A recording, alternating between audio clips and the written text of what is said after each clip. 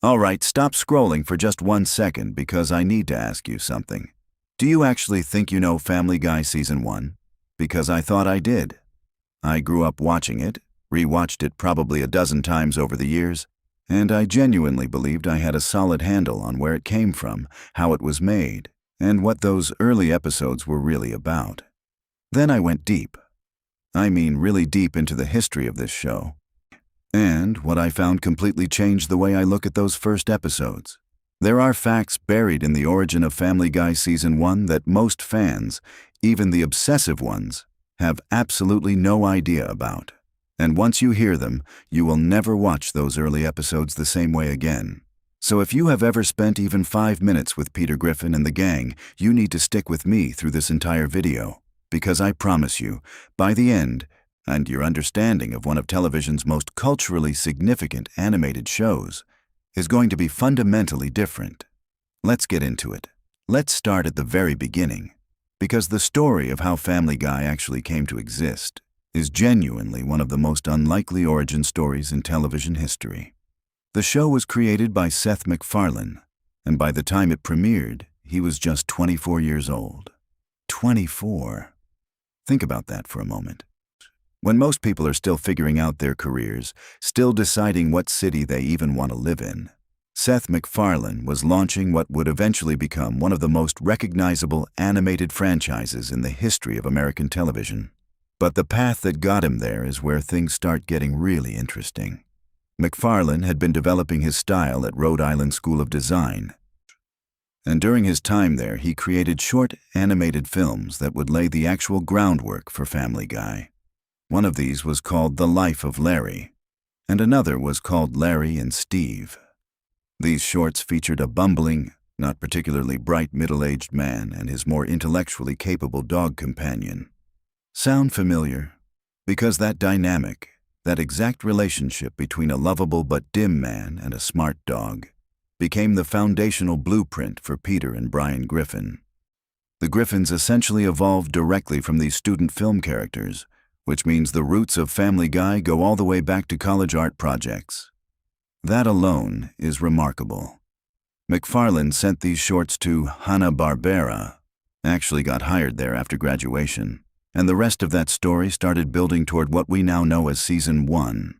But here is something that tends to get glossed over when people talk about the show's history. Family Guy did not premiere to massive fanfare. When it first aired on January 31st, 1999, following the Super Bowl 33 broadcast, the show had an enormous built-in audience. Fox had strategically placed the pilot episode right after one of the most watched television events of the year. Tens of millions of people saw that first episode simply because they were already sitting there with their televisions on, and the ratings were genuinely impressive in that initial window. But what followed in the regular time slot was a much more complicated picture. The show was not an immediate runaway hit in the traditional sense. It was a slow burn, a complicated and contested early life that would eventually lead to one of the most dramatic stories in television history. We will get to that part later. But understanding that the Super Bowl launch was both a massive blessing and a complicated setup is important context for everything that follows. Now let's talk about the actual content of Season 1, because there are specific episode details and behind-the-scenes facts that most people have never heard. The first season was only 7 episodes long. 7. In an era when most network television seasons ran upward of 20 episodes, Fox gave Family Guy just 7 episodes to make its case. This is actually crucial to understanding the creative decisions made in those early episodes. The writers and MacFarlane knew they were working with an extremely tight window to establish these characters, establish the world, and establish the show's comedic voice. Every single episode in that first season carried enormous weight because there was no room for filler. There was no throwaway episode in a 7-episode season. Each installment had to pull its weight. And when you rewatch Season 1 with that knowledge, you start noticing how intentional the character introductions feel. The pilot episode, Death Has a Shadow, does something genuinely smart from a storytelling perspective. It establishes Peter as someone who makes catastrophically bad decisions but means well. It shows Lois as the more capable and grounded partner. It introduces the kids with their defining characteristics already in place, and it uses Brian as the voice of reason. All of that happens in a single episode. The show did not take 3 or 4 episodes to find its footing in terms of character definition. It walked in already knowing who these people were. That level of clarity in a pilot episode is rarer than you might think. One of the things that surprises people when they go back to season 1 is how different the animation looks compared to what the show became. The early episodes have a noticeably rougher quality, slightly different character proportions, and a visual style that feels a bit more tentative than the polished look the show developed in later seasons. This is actually completely normal for animated shows, which go through enormous visual evolution over their runs. But the degree of change between Season 1 Family Guy and the show in its later years is striking when you put them side by side. Characters look subtly but distinctly different. The color palette is slightly different. Even the way scenes are staged feels a little less confident than what came later. This is worth paying attention to because it reminds you that you were watching a creative team that was still figuring out its own visual language in real time. Let's talk about Stewie Griffin for a moment, because the character in Season 1 is genuinely fascinating and quite different from what he eventually became. In those first 7 episodes, Stewie is played almost entirely straight as a legitimate villain. His plots for world domination are presented as real threats within the logic of the show. His contempt for Lois is visceral and played with actual menace.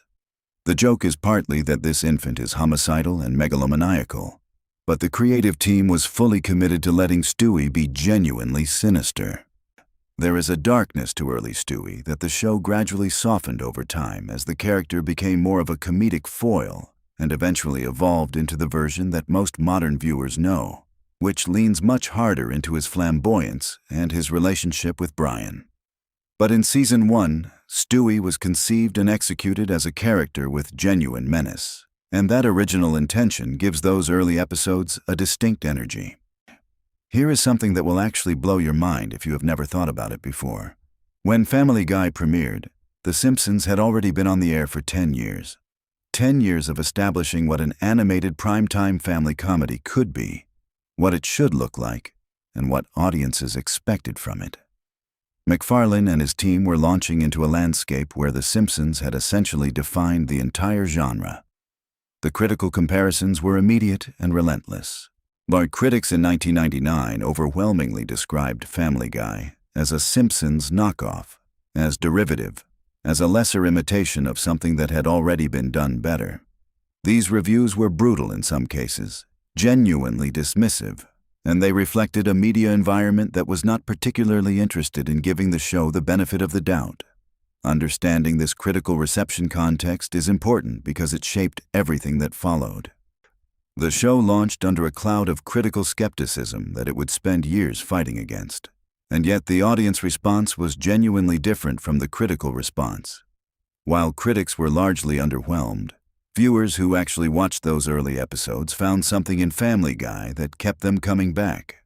The humor style was different from The Simpsons in ways that mattered to a specific generation. The cutaway gag structure, where the show would interrupt itself to show a completely unrelated comedic scenario referenced by the dialogue, was becoming the show's most distinctive formal innovation. This was not The Simpsons format. This was something new.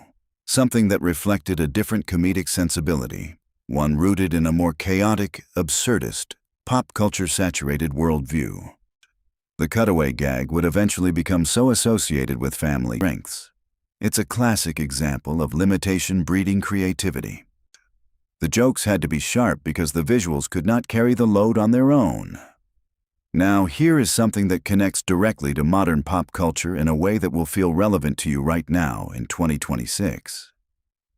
Family Guy. Season 1 is actually one of the earliest examples of a show that built its cultural footprint almost entirely outside of traditional media channels.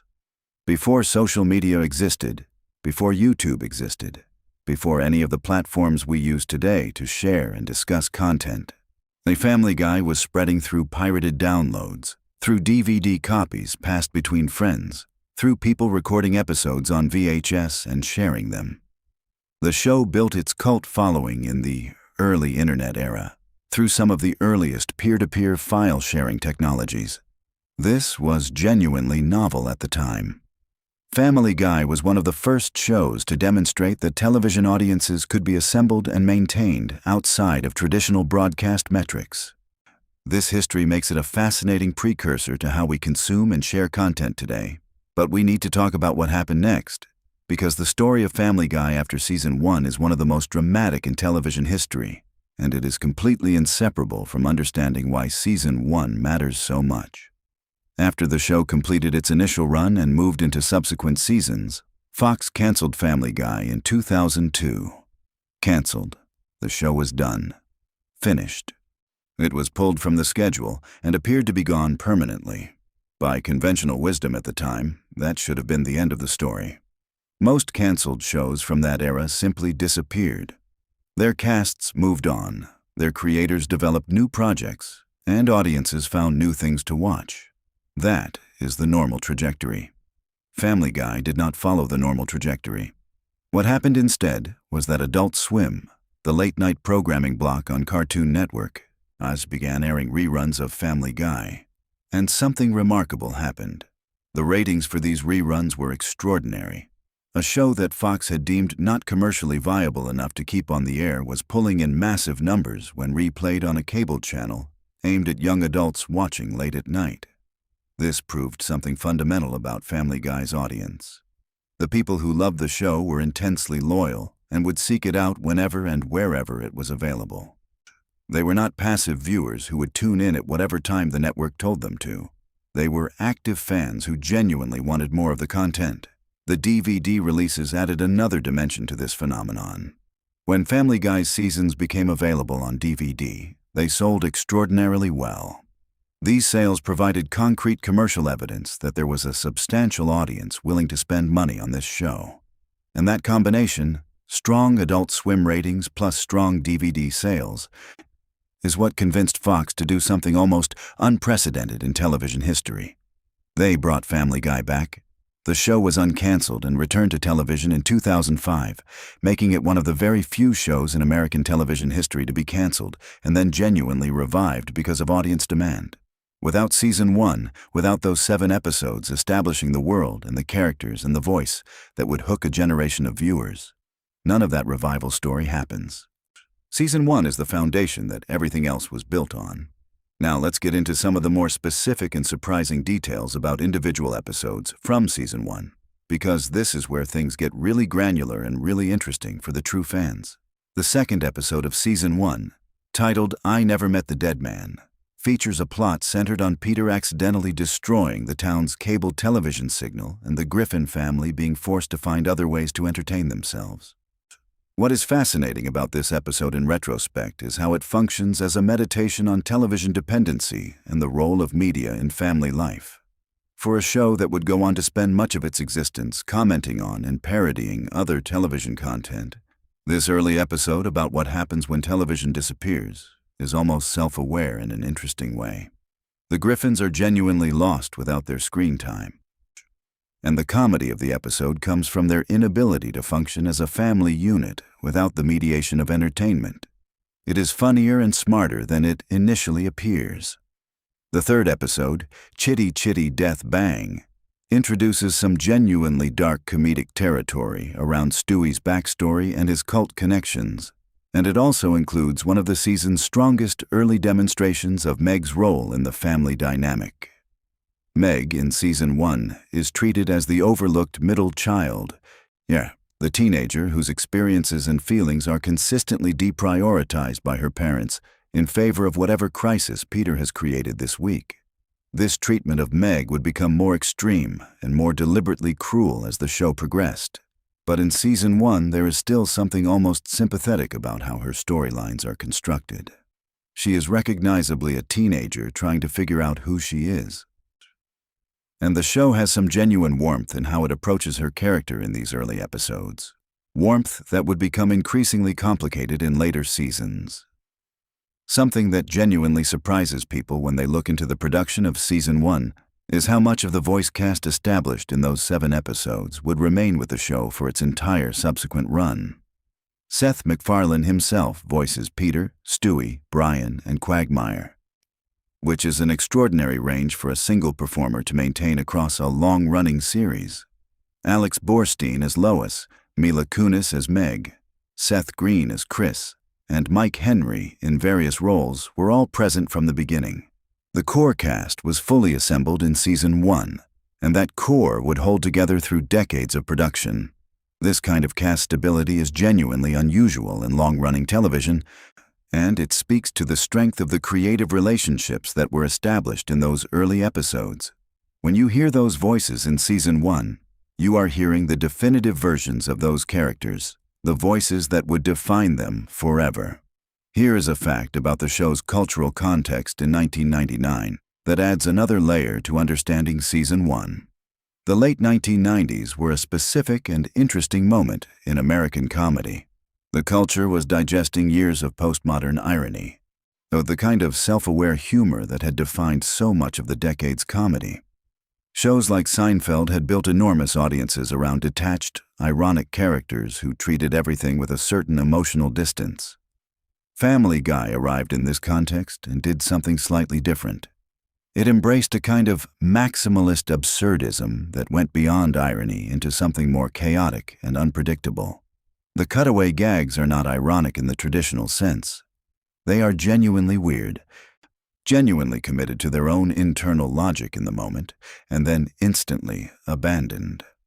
This was a different flavor of postmodern comedy, one that would feel increasingly at home in the internet era that was just beginning to emerge as Season 1 aired.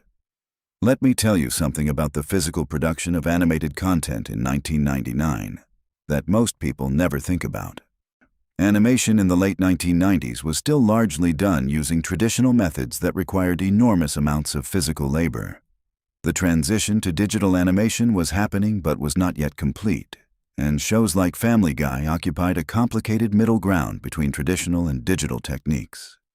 The rough quality visible in Season 1 is partly a function of where the technology was at the time, and partly a function of the budget constraints we discussed earlier. When you watch those early episodes, you are seeing animation produced at the very tail end of one era of production and the very beginning of another. It is a historical artifact in its visual style, completely apart from whatever you think about the content. Now, I want to address something that often comes up when people discuss Season 1 in comparison to the later show, and that is the question of how boundaries were being tested, even in those very first episodes. Family Guy, from its very first episode, pushed against what was acceptable on network television in ways that were genuinely provocative for 1999. The show was not operating in the same cultural moment as it would in its post-revival years when it became famous for extreme boundary pushing. In Season 1, the provocations were subtler, but they were present. Jokes that referenced adult themes, humor that relied on the audience being in on something slightly transgressive, a willingness to go to uncomfortable places that most family-friendly animation avoided. This was deliberate. MacFarlane and his team were establishing from day one that this was not a safe show, that it was going to challenge its audience's expectations about what animated comedy could do. One of the most striking things about rewatching Season 1 today is how much the show was already commenting on suburban American life in ways that feel remarkably consistent across its entire run. Quahog, Rhode Island, the fictional town where the Griffins live, is established in those first 7 episodes as a very specific kind of American place. It is working class but aspirational, economically anxious, socially stratified in ways that everyone pretends do not exist, and full of people who are defined as much by their limitations as by their ambitions. Peter Griffin is not a wealthy man. He is a factory worker, later working in other jobs, but always rooted in a class position that the show takes seriously, even when it is making jokes. The economic reality of the Griffin household is present in Season 1 in ways that give the comedy an edge that pure fantasy settings cannot provide. Brian Griffin's character in Season 1 is worth examining more closely because the choices made in those early episodes about who Brian is would have enormous consequences for everything the character became. Brian is a dog who talks, who drinks martinis, who has pretensions to being a serious writer, who sees himself as more sophisticated and culturally aware than the rest of his family. This is inherently comedic because the gap between Brian's self-image and reality is visible to the audience even when it is not visible to Brian himself. But in Season 1, this gap is handled with a little more subtlety than it would be in later years. Early Brian has genuine moments of insight and genuine moments of connection with other characters that make him sympathetic rather than just a target for jokes about his pretension. The character is more fully human, so to speak, in those early episodes, and that humanity is what made viewers care about him enough for his later development to matter. Let's talk about something that connects Season 1 to the broader landscape of television history in a way that I find genuinely fascinating. The late 1990s were a transitional moment for animation in prime time. The Simpsons had proven the format could work for adults. King of the Hill had demonstrated that animated comedy could be relatively grounded and still find a large audience. South Park had exploded onto cable television and completely redefined what animated comedy could say and do. Family Guy arrived in this context and needed to find its own space within a suddenly crowded landscape. McFarlane's solution was to create something that was simultaneously more pop culture saturated than The Simpsons, more absurdist than King of the Hill, and more willing to go to genuinely dark comedic places while remaining on network television rather than cable. This was a specific and calculated creative positioning, and you can see it in every episode of Season 1. There is a specific creative choice made in Season 1 that almost nobody talks about, but which I think is incredibly important for understanding the show's DNA. The Griffin family is, structurally, a deeply dysfunctional unit. But the dysfunction is never presented as tragic. Unlike some later animated shows that would explore family dysfunction with genuine emotional weight and consequences, Family Guy Season 1 establishes a tone where the chaos is essentially self-contained and self-resetting. Each episode ends with the family essentially intact, no worse for wear, ready to begin the next episode fresh. This is a very specific tonal choice, one that prioritizes comedy over consequence, and it defines the show's relationship with its own universe in a way that separates it from more character development-focused contemporaries. It is a choice that has been both celebrated and criticized over the years, but it was made in Season 1 and it has never really changed. All right. Here is one of the most genuinely surprising production facts about Season 1 that I want to make sure you hear clearly. Seth MacFarlane very nearly missed the flight that would have taken him to work on the morning of September 11th, 2001. Now this happened after Season 1, but the fact that MacFarlane was alive to shepherd his show through its complicated early years and eventual revival is something that a lot of people find genuinely striking when they learn it. His survival and continued involvement with the show is one of those historical footnotes that makes you think about how differently things could have gone, not just for MacFarlane personally, but for Family Guy as a franchise and cultural phenomenon. The show's entire post-Season 1 history, the cancellation, the revival, the decades of subsequent episodes, all of it depended on MacFarlane being alive and able to do the work. Let me now circle back to something I touched on earlier about the Super Bowl premiere, because there is a detail here that really illustrates how specific the business decisions around Season 1 were. Fox's choice to premiere Family Guy after Super Bowl 33 was not an accident or a gesture of goodwill toward a promising new show. It was a calculated bet.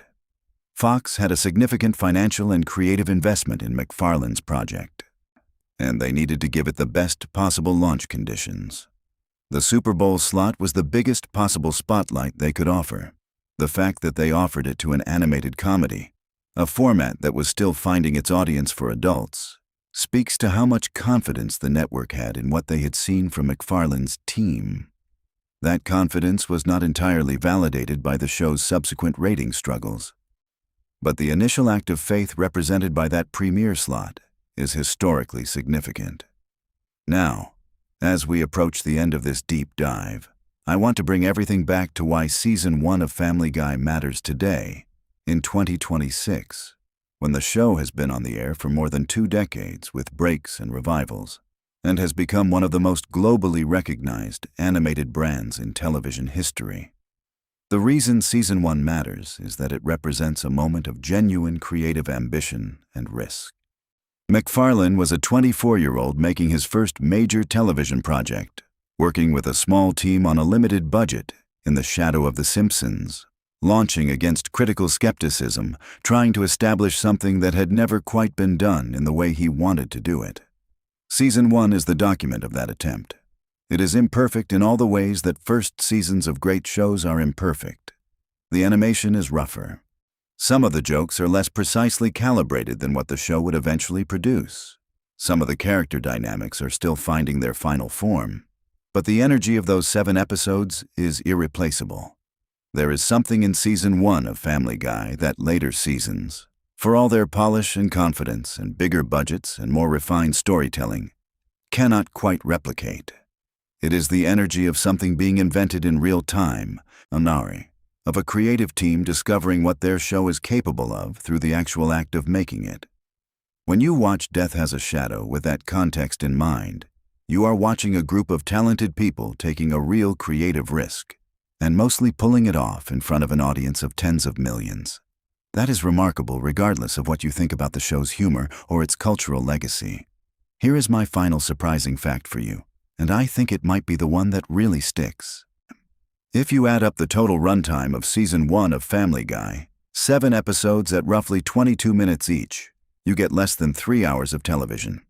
Less than 3 hours of content launched a franchise that has generated billions of dollars, spawned multiple spin-offs, defined the comedic sensibilities of an entire generation, influenced the structure of internet humor in ways that are still being debated, and demonstrated that audience loyalty is a more powerful force than network ratings metrics could ever measure.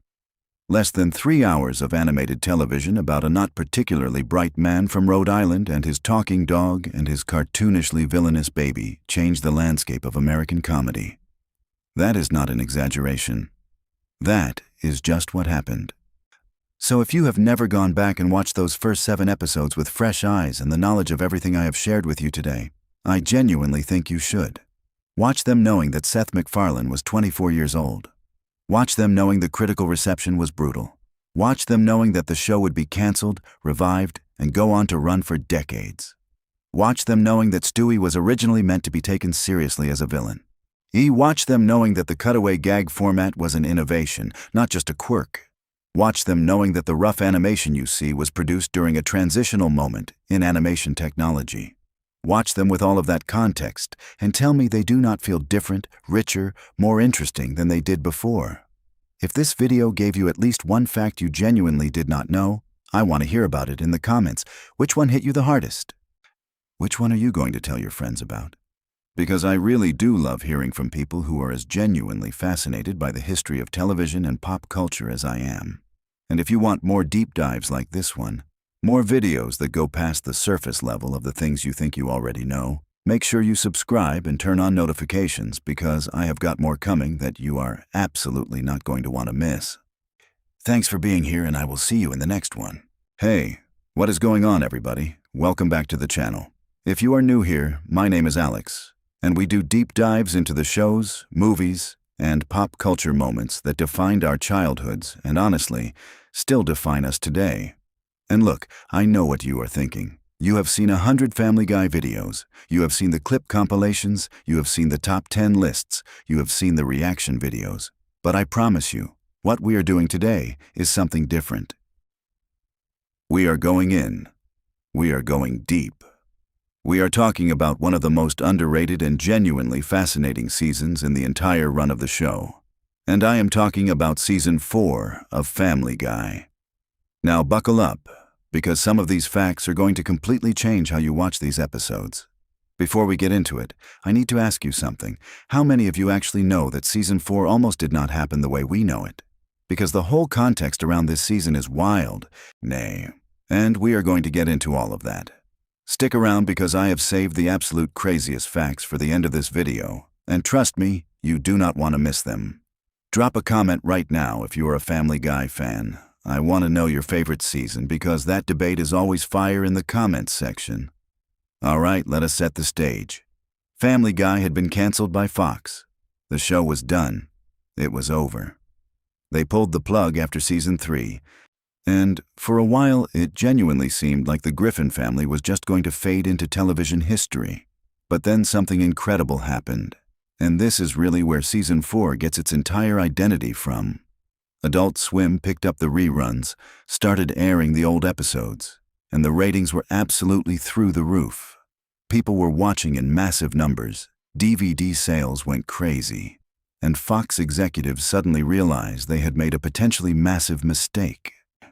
The show was brought back, and season 4 premiered in 2005, making Family Guy one of the very few animated shows in television history to get canceled and then successfully return. That context is everything when you are watching season 4, because you can feel in the writing that the creators were energized, they were hungry, and they had something to prove. The whole season has this electricity to it that you can really sense if you pay attention. Now here is the first fact that I think is genuinely mind-blowing if you are a real fan of the show. The episode Stewie Loves Lois, which opened the 4th season, was not just a fun episode about Stewie developing an unusual attachment to his mother. It was also a very deliberate creative statement. Seth MacFarlane and the writers wanted to show audiences that the show had evolved during its time off the air. The dynamic between Stewie and Lois in the earlier seasons was almost entirely defined by Stewie wanting to kill her. That was basically the whole joke for a long time. But in season 4, they started exploring something more layered and, honestly, more interesting. Stewie is still chaotic and still absolutely unhinged in the best possible way. But there is this vulnerability introduced that makes him feel like a more complete character. The show used its comeback to intentionally deepen the characters rather than just doing the same thing that worked before. And that creative decision is honestly what separates great television from mediocre television. Let us talk about Peter Griffin for a second, because season 4 is arguably where Peter becomes the version of Peter that most people think of when they picture the character today. In the earlier seasons, Peter was definitely funny, but he was a bit more of a straightforward, bumbling dad archetype. By season 4, the writers had really leaned into making Peter this force of nature, this unstoppable chaos engine, who somehow stumbles through life and always ends up more or less okay. There is a confidence in the writing around Peter in season 4 that you can feel. The jokes land harder, the physical comedy is more committed, and the pop culture references feel more deliberately chosen rather than just thrown in. True, Peter Griffin in season 4 is Peter Griffin at the height of his comedic power in a lot of ways. Okay, here's something that a lot of casual fans do not know.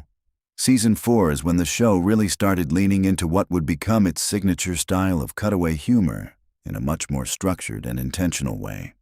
Now the cutaway gag had been part of Family Guy from the beginning, but in season 4, the writers started treating these cutaways almost like short films within the episode. Some of them are 30 seconds, some of them are a minute and a half, and the quality of the writing inside those cutaways got noticeably sharper. The writers' room reportedly had intense debates about which cutaways to include and which to cut, and a lot of material that was written for season 4 never made it into the show. Think about all the incredible stuff that aired, and then imagine there was even more that got left on the cutting room floor. That is both exciting and a little heartbreaking, honestly. Now I want to talk about the episode Don't Make Me Over, because this one is fascinating from a production standpoint. This was the first new episode of Family Guy to air after the revival, not counting the season premiere in terms of fan reception, and it got enormous attention. The episode centers on Meg getting a makeover and becoming temporarily popular, which is a pretty classic sitcom premise. But Family Guy takes it in directions that a standard sitcom absolutely would not go. What is interesting is that the writers were very aware of how much scrutiny this episode was going to receive. They knew people were watching to see if the show still had it after being off the air for years, and they were essentially writing under a microscope. The fact that they delivered something genuinely funny and memorable under that kind of pressure says a lot about the strength of the team they had assembled. Let me hit you with a casting fact that is pretty wild. Season 4 is full of incredible guest appearances, and the show managed to pull in some seriously impressive names. The guest casting in this season was on another level, partly because the show's revival had generated so much buzz that celebrities were genuinely excited to be involved. Being on Family Guy had transformed from being a quirky niche thing into being a legitimate pop culture moment. Some of the guest voices in Season 4 include people who you would not necessarily expect to show up in an animated comedy, and the range of those appearances tells you a lot about how the show's reputation had shifted during its time away from television. Here is a fact about the writing process that I find absolutely fascinating. The Family Guy writer's room in Season 4 operated on a system where any writer could pitch any joke for any scene, regardless of whose episode it was. This is a collaborative approach that sounds chaotic, but apparently worked incredibly well for this show specifically. MacFarlane has talked about how the nature of Family Guy's humor, with its rapid-fire references and its willingness to go absolutely anywhere, I required a room full of people who were all deeply knowledgeable about pop culture, film, television history, and just weird, obscure stuff in general.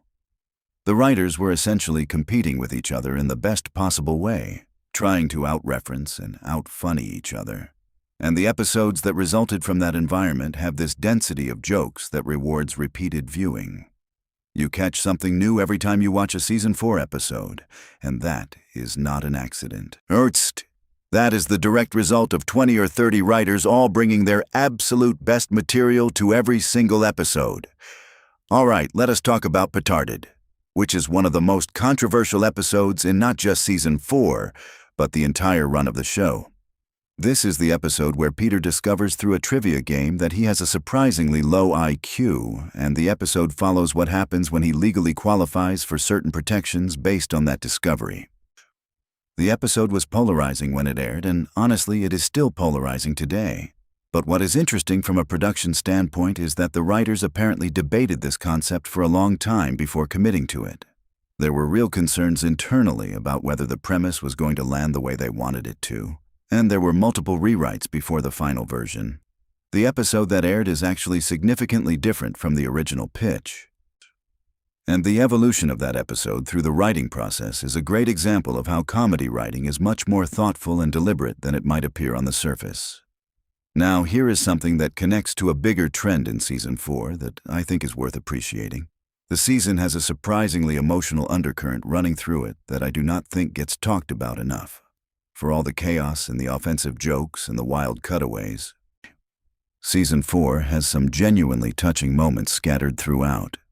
The relationship between Brian and Stewie, which would eventually become one of the most beloved dynamics in the show's entire history, really starts developing its emotional depth in Season 4.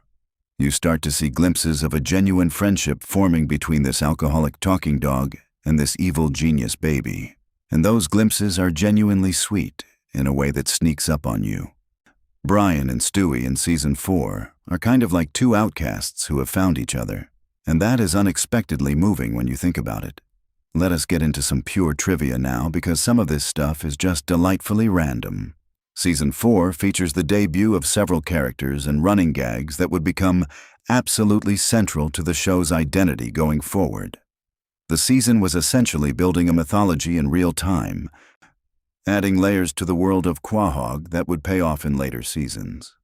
The writers were planting seeds in Season 4 without necessarily knowing which ones would grow into full storylines, which is actually a pretty common approach in long-running television but feels especially apparent in this particular season when you watch it with fresh eyes. The animation in Season 4 is also worth talking about because it represents a genuine leap forward from the earlier episodes. During the years the show was off the air, animation technology had continued advancing, and when Family Guy came back, it came back looking noticeably crisper and more polished. The character movements are smoother, the backgrounds are more detailed, and the action sequences, particularly the ones involving Stewie's weapons and gadgets, have a more cinematic quality to them. The show had a bigger budget in Season 4, partly because Fox was very motivated to make the revival a success, and that money shows on screen in ways that maybe viewers did not consciously notice, but definitely felt on some level. Here is a behind-the-scenes fact that I genuinely love. Seth MacFarlane reportedly watched an enormous number of classic Hollywood films and old television shows during the years Family Guy was off the air, and a lot of that material found its way into Season 4 in the form of references and parodies.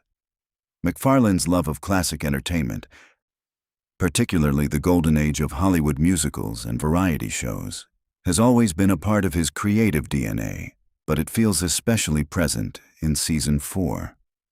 There are moments in this season where the show essentially becomes a loving tribute to entertainment styles that most of its audience had never experienced firsthand, and McFarlane was essentially introducing those styles to a whole generation through the filter of a completely insane animated comedy. That is actually kind of a beautiful thing when you think about it. Now let us talk about one of the most famous episodes from this season, which is the episode titled The Cleveland Loretta Quagmire. For people who may not remember, this episode deals with Cleveland discovering that his wife Loretta has been having an affair with Quagmire, and it is one of the more dramatically intense episodes in the show's history up to that point. What is fascinating about this episode is how the writers managed to play it mostly straight emotionally while still delivering on the comedy that audiences expected. Cleveland's reaction to the betrayal feels genuinely painful, in a way that sitcom storytelling often avoids because it is uncomfortable. But Family Guy leaned into it. This episode led directly to the spin-off Cleveland show several years later. So in a very real sense, this Season 4 episode planted the seed for an entirely separate television show. That is a pretty remarkable legacy for a single episode to carry. Let me tell you something about the music in Season 4 that I think deserves way more attention. Family Guy has always been a show that uses music brilliantly, and Season 4 is arguably where that musicality reached its peak during this era of the show. The original songs written for Season 4 episodes are genuinely clever pieces of comedy writing in their own right. Writing a funny song that also moves a plot forward and also reveals character is an incredibly difficult creative task, and the show made it look effortless in this season. Some of the musical moments from Season 4 have taken on lives of their own outside the show and are still referenced and shared by fans today, which tells you something about how they were crafted. Good comedy music is actually hard to write, and the team behind Family Guy Season 4 was really firing on all cylinders in this department. Okay, here is a fact that connects to the broader television landscape of 2005 and 2006. Season 4 was airing at a time when animated adult comedies were having a real moment. The Simpsons was still going strong, South Park was entering what many consider its creative peak, and Futurama was also making noise. Family Guy's revival dropped right into the middle of this environment and had to establish itself as something distinct. The writers were very aware of the competition and very aware that critics were ready to write the show off as derivative or shock-driven. Season 4 is in many ways a direct response to those criticisms, a season that is saying, look at how much we can do, look at how many different emotional registers we can hit. So, look at how ambitious this storytelling actually is underneath all the chaos. Whether or not it fully succeeded in changing critical opinion is debatable, but the ambition is real, and you can feel it throughout the season. Here is something I want to get into about Quagmire's character in Season 4, because his arc across this season is really interesting. Glenn Quagmire is one of those characters who could easily be one-dimensional, and in earlier seasons he sometimes was. But Season 4 starts giving him more complexity, and you can see the writers figuring out that Quagmire is actually more interesting when he has genuine emotional responses to things, rather than just being the punchline to every inappropriate joke. The Cleveland Loretta episode is the most obvious example of this, but there are smaller moments scattered through Season 4 where Quagmire shows genuine humanity, and those moments make the character more compelling overall. It is the difference between a character being funny and a character being someone you actually care about, and Season 4 starts walking that line with Quagmire in a way the show had not really done before. Let me pivot to talking about Meg in Season 4, because I think Meg's treatment in this season is worth examining closely. Meg Griffin is one of the most interesting characters in Family Guy from a writing perspective because she exists as a lightning rod for the show's darker comedic impulses. The running joke about the family treating Meg poorly reaches new heights in Season 4, and the writers were clearly having a lot of fun with how far they could push this premise. But what is interesting is that Season 4 also gives Meg moments of genuine pathos and relatability. She is not just a punching bag in this season. She is also occasionally the most normal person in a family full of absolute lunatics. and the show acknowledges that in ways that are actually kind of sympathetic toward her. Now here is a production fact that blew my mind when I first learned about it. The average Family Guy episode, including in Season 4, takes somewhere between 8 and 10 months to produce from the initial writing stage to the final delivered episode. When you watch a 22-minute episode of Family Guy and laugh at a joke that seems effortless, that joke has been through multiple rounds of script notes, recording sessions, animatic reviews, animation production, post-production sound, and final quality checks. The spontaneity and looseness that makes Family Guy funny is entirely manufactured through a very long and very detailed process. The jokes that feel like they were just thrown in randomly are often the product of weeks of debate and refinement.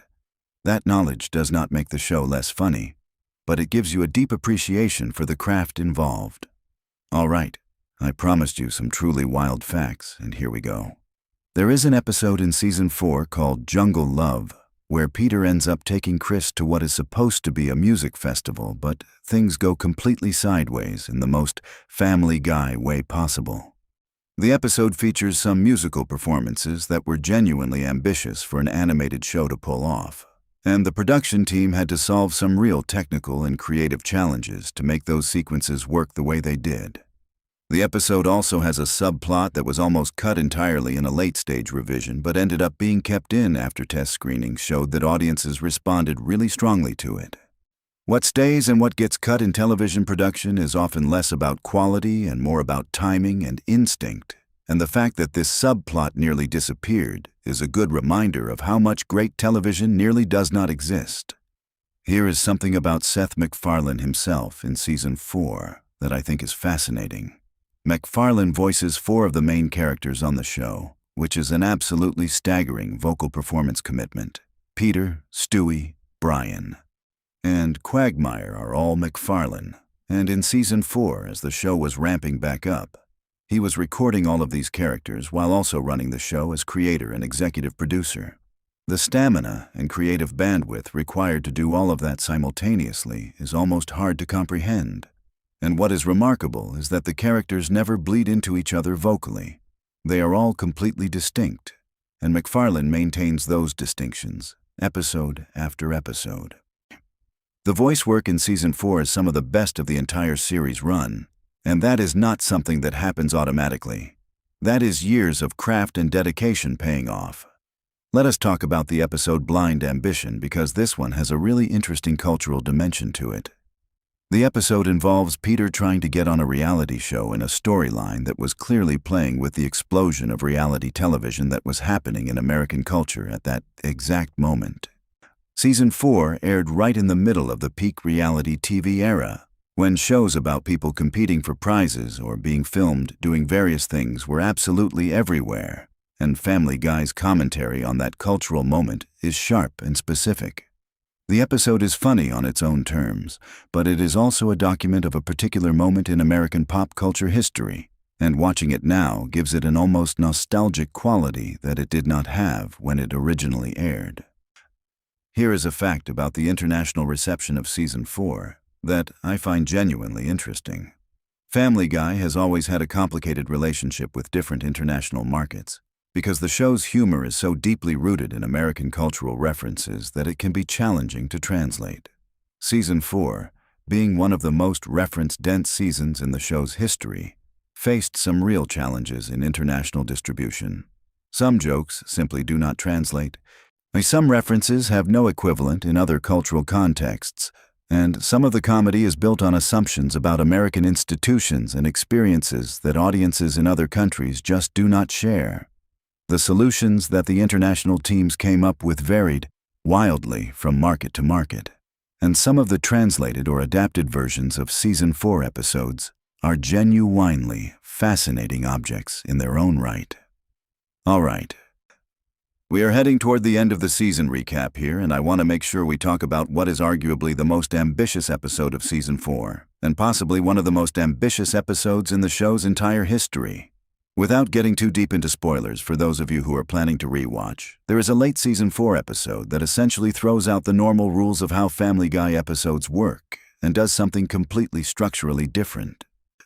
The episode drew enormous attention when it aired and remains one of the most discussed episodes among serious fans of the show. What is remarkable about it is that the writers clearly knew they were taking a big swing, and the episode succeeds or fails for different viewers based entirely on whether they are willing to go on that particular ride. The fact that the show tried it at all, especially in a season where they were already under enormous pressure to justify the revival, says everything about the creative confidence of the team. One more thing I want to mention before we get to the really juicy final facts. Season 4 has an episode called Breaking Out is Hard to Do, where Lois gets addicted to shoplifting, and this episode is a masterclass in how to escalate a comedy premise. The episode starts with a relatively grounded situation, Lois shoplifting something small on a whim, and then keeps building and building until it reaches a conclusion that is absolutely insane, but feels completely logical given everything that came before it. This kind of escalation structure is actually really hard to write well, and a lot of comedy shows fall apart in the escalation because they either go too far too fast or they do not commit hard enough at the end. Family Guy Season 4 figures out the pacing of escalation in this episode in a way that feels textbook perfect. And it is honestly worth studying if you are interested in comedy writing as a craft. Here is the fact I have been building toward this entire video, the one that I think really puts Season 4 in its proper context. When you look at the history of television revivals, shows that got canceled and came back, the track record is genuinely not great.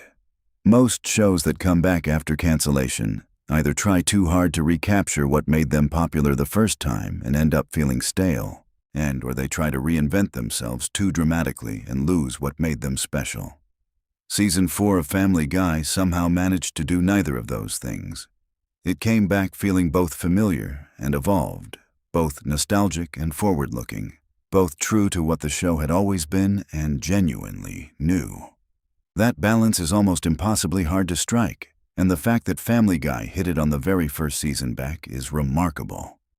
It is the main reason Season 4 holds such a special place in the hearts of fans who were there for the original run and then experienced the revival. Season 4 also directly demonstrated to the television industry that audience loyalty can survive cancellation, that home video and syndication can build or rebuild an audience, and that networks should pay closer attention to data about what audiences are actually watching rather than just relying on traditional ratings metrics. The return of Family Guy changed how television executives thought about canceled shows, and the ripple effects of that have been felt throughout the industry ever since. Every show that has ever been saved by fan campaigns, by streaming data, by DVD sales figures, every one of those stories exists in the shadow of what Family Guy Season 4 proved was possible. The writers knew all of this context when they were making Season 4. They knew they were writing something that was historically significant in addition to being a comedy show, and that awareness pushed them to be better. It pushed them to take risks they might not have taken in a normal season, to go for the big swings, to try the ambitious ideas, to not play it safe. And the result is a season of television that is funny and chaotic and weird, and sometimes uncomfortable and occasionally surprisingly moving and absolutely worth watching or rewatching today. So there you have it. Random facts about Family Guy Season 4 that hopefully gave you a new appreciation for what that season was, what it meant, and why it still matters. I want to know in the comments which fact surprised you the most. Was it the production timeline? Was it the behind-the-scenes stuff about the writer's room? Was it the stuff about how the revival changed the television industry? Drop it down below. I read every single comment. And if you want more content like this, we do deep dives on animated shows, live-action classics, films, all of it. Hit that subscribe button if you have not already. It genuinely helps the channel more than you know. Hit the like button if you enjoyed this video, and share it with a fellow Family Guy fan who needs to see it. I will see you in the next one. Take care of yourselves, and as always, stay curious. All right, let me tell you something wild. You think you know Family Guy? You think you sat through every single episode of Season 5, caught every joke, noticed every background detail, picked up on every single thing the writers snuck in there? I promise you, you did not. I have been down a rabbit hole so deep on this season that I genuinely lost track of time. And what I found is going to completely change how you look at some of the most iconic episodes ever made. So buckle up because we are about to go through some genuinely insane facts about Family Guy Season 5 that most people have never heard before.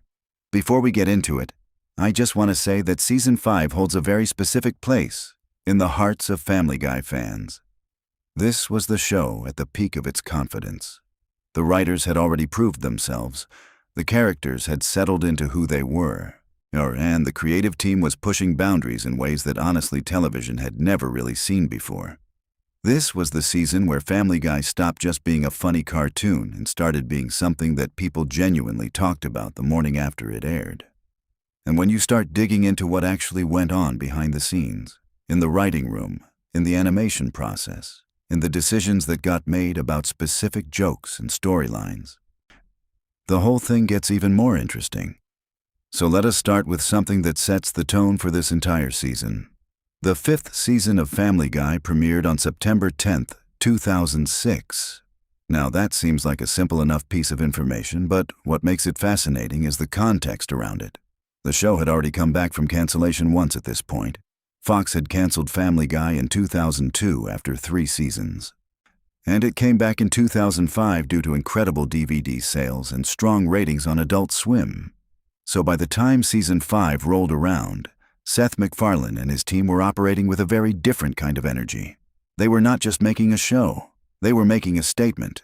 They were proving that they belonged back on television, and that attitude bleeds into every single episode of this season in a way that you can absolutely feel when you watch it. Now here is something that a lot of people either do not know or have completely forgotten.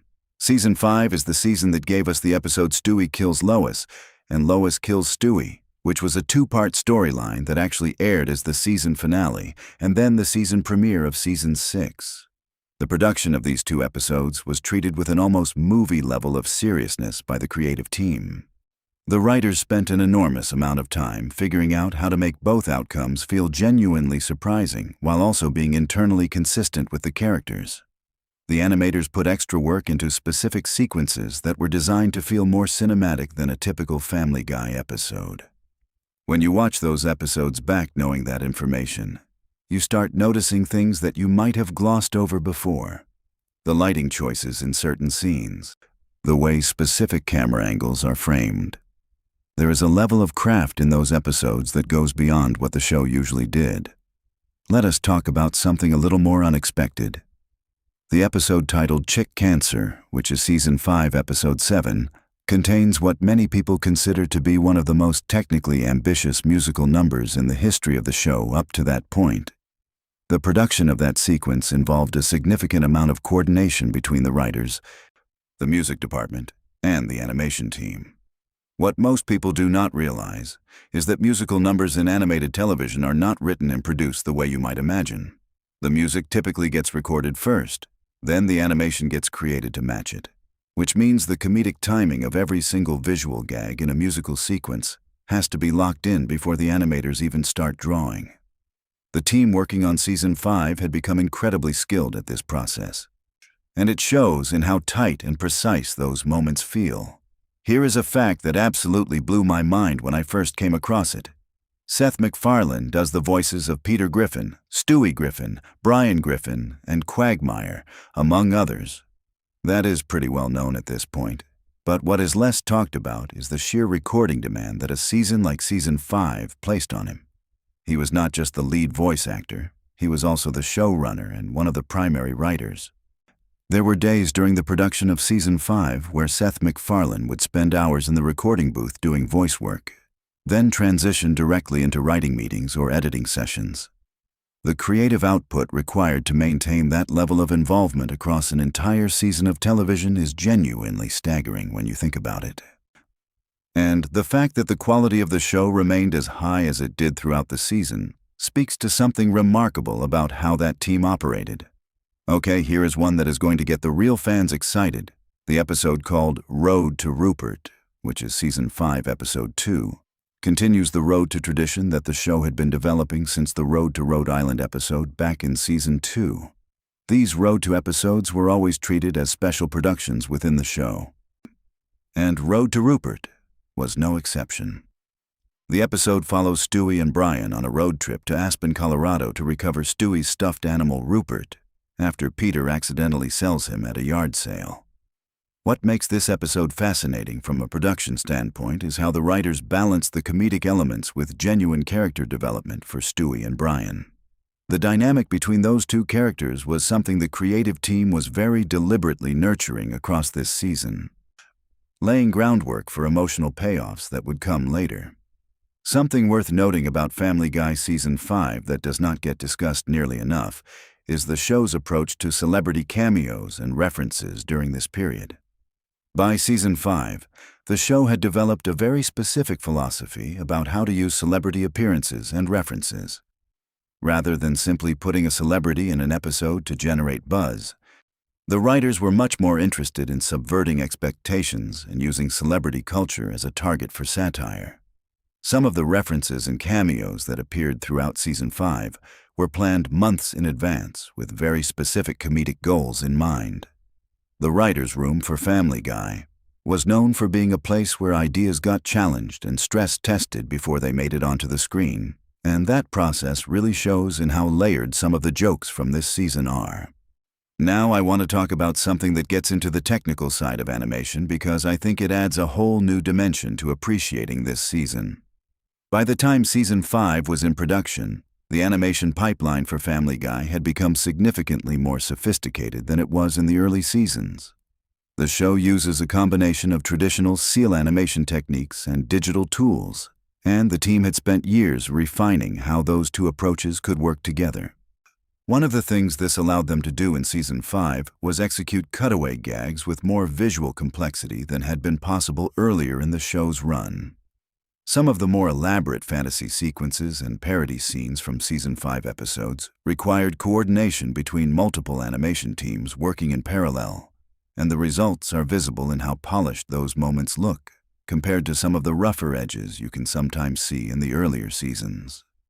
Let me drop another fact that I genuinely did not expect to find. The episode titled No Meals on Wheels is Season 5, Episode 14, and it deals with Peter opening a restaurant called McBurgertown out of the Griffin home.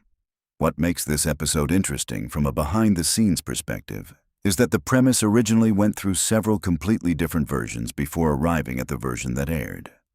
The writing team at Family Guy was known for a process of developing multiple directions for an episode premise before settling on the one that gave them the most comedic and narrative opportunities.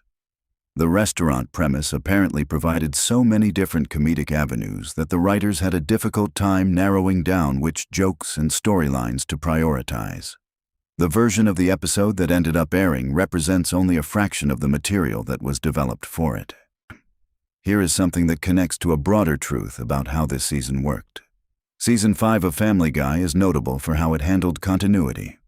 Now, if you are a long-time viewer of the show, you know that Family Guy is not exactly famous for strict episode-to-episode continuity. Characters age inconsistently, events from one episode are sometimes ignored in others, and the show generally prioritizes the joke over narrative consistency. But Season 5 actually made some deliberate choices about which character developments to carry forward and which ones to treat as isolated incidents. The ongoing development of Stewie's relationship with Brian is the clearest example of this.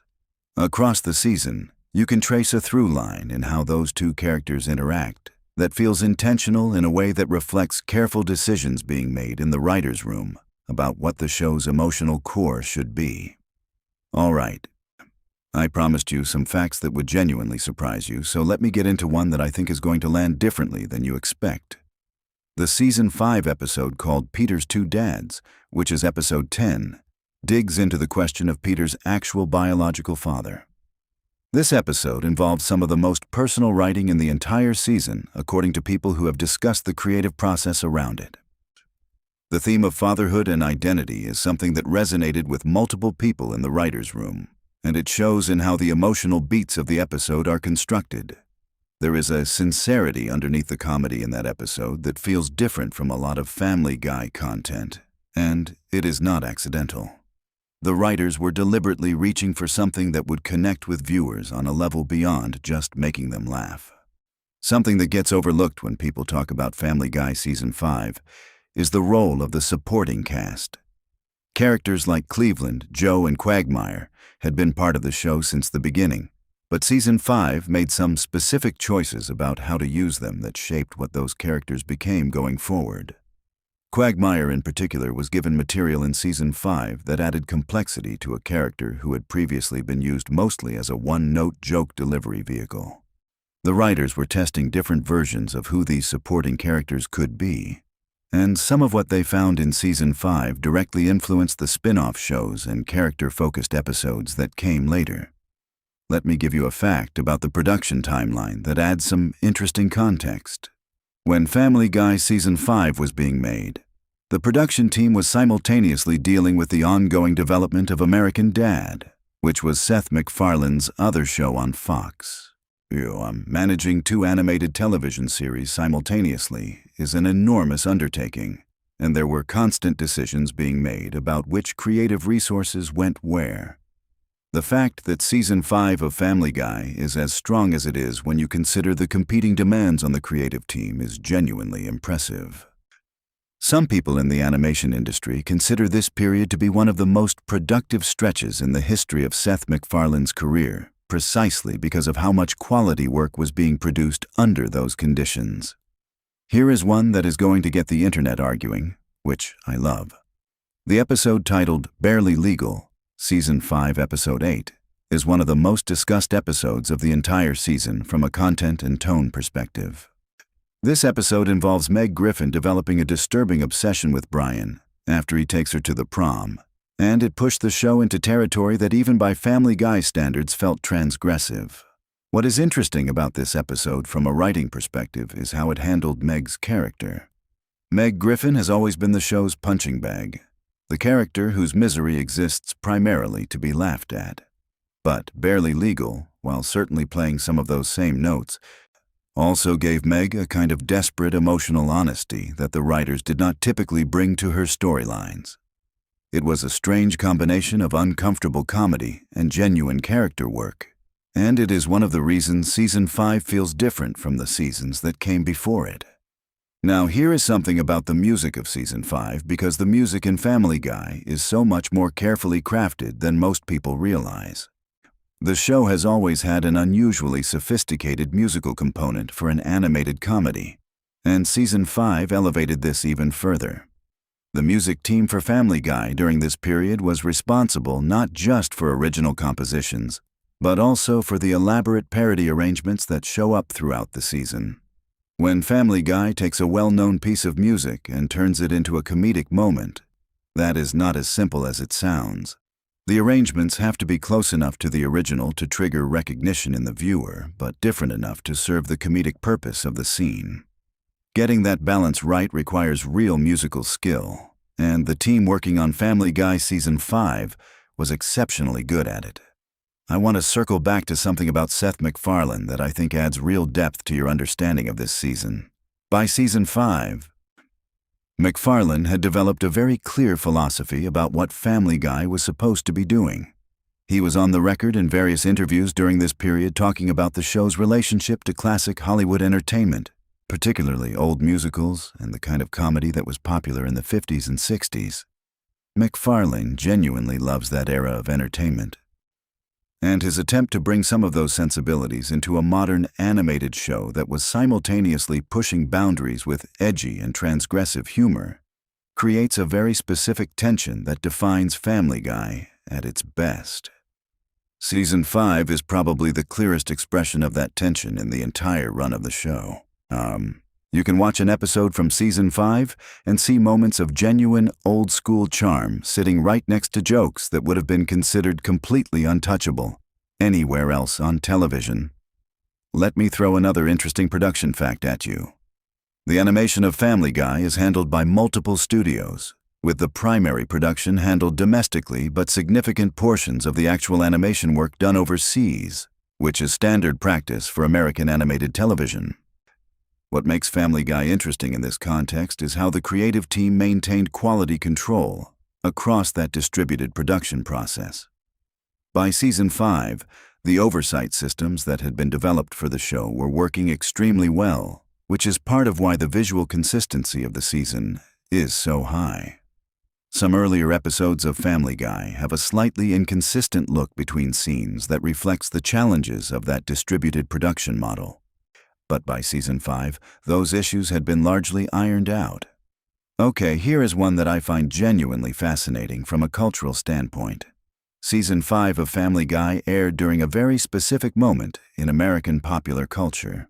2006 and 2007 were years when the landscape of television comedy was changing rapidly.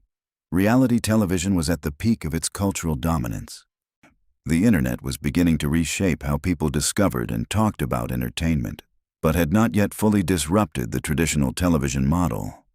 Family Guy existed right at this interesting intersection where it was still primarily a television show in the traditional sense, but was also developing a second life online through clips and discussions that were happening on early video sharing platforms and forums. The writers were aware of this, and it influenced how certain jokes were constructed during season 5, with some gags designed to be funny in the context of the episode, but also to work as standalone moments that could be shared and repeated. Here is a fact about the writing room that I think every creative person is going to find interesting. Family Guy has always been known for its large writer's room, which is somewhat unusual for an animated show. But many animated comedies operate with smaller creative teams. But Family Guy brought in a significant number of writers who came from very different backgrounds. Some had experience in traditional sitcoms, others came from sketch comedy, some were primarily known for their theatrical writing. This diversity of influences is part of what gives Family Guy its distinctive texture, where you will get a joke that feels like it belongs in a classic sketch comedy show, immediately followed by something that is almost surrealist in its construction. Season 5 is a particularly good example of how that mix of influences produced something genuinely unpredictable. Let me talk about an episode that I think is underrated in discussions of this season. The episode called Hell Comes to Quahog. Season 5, Episode 3, 2, involves a megastore called Superstore USA coming to Quahog and putting Peter out of a job at the shipping company. What makes this episode interesting is how it engages with economic and cultural anxieties about corporate consolidation and the death of small-town commerce. Family Guy was never a show that wore its social commentary on its sleeve the way something like South Park did. But Season 5 in particular has a number of episodes where the satirical underpinning is more coherent and pointed than the show usually attempted. Hell Comes to Quahog is a good example of this. There is a real idea at the center of that episode that the comedy grows out of rather than simply existing alongside. Something I want to make sure we talk about is the character of Stewie Griffin and how Season 5 handled him specifically. Stewie had gone through some evolution between the early seasons and Season 5. In the early episodes, Stewie was primarily a one-note joke machine, built around the premise of an evil baby with world domination plans. By Season 5, the writers had moved away from that somewhat, developing Stewie as a more emotionally complex character with a specific and strange relationship to his own identity. Season 5 pushed this even further. And you can see the seeds of some of the most interesting Stewie storylines from later in the show's run being planted here. The writers were clearly interested in exploring what happened when you took this character who had been defined by one particular joke and asked deeper questions about who he actually was. Alright, here's a random fact that I love purely for how absurd it is. The amount of research that goes into Family Guy's historical and pop culture references is genuinely significant. The writer's room maintained extensive files of reference material that writers could draw on when constructing jokes. Some of the most obscure references that show up in Season 5 episodes required real research to get right, because the joke only works if the detail is accurate. There is a specific kind of comedy that Family Guy does where the humor comes partly from the specificity of the reference, and that specificity requires someone in the room to actually know their stuff. By Season 5, the research infrastructure that supported that kind of joke had become quite well developed. Let me give you something that connects the dots between Season 5 and the broader legacy of the show. Season 5 of Family Guy is frequently cited by fans and critics as one of the high points of the entire series run. If you look at ratings data and critical discussions from that period, you can see that the show was operating at a level of cultural relevance during Season 5 that it has struggled to consistently recapture since. Part of this is simply the nature of long-running television shows, which tend to have a peak creative period, and then find themselves in the difficult position of trying to maintain quality while the creative team exhausts their best ideas. But part of it is also that Season 5 represented a very specific confluence of factors that was difficult to replicate. The creative team was firing on all cylinders. The show had the benefit of having come back from cancellation and was motivated to prove itself. And the cultural moment was exactly right for what Family Guy was doing. Here is one more production fact that I think you will find surprising.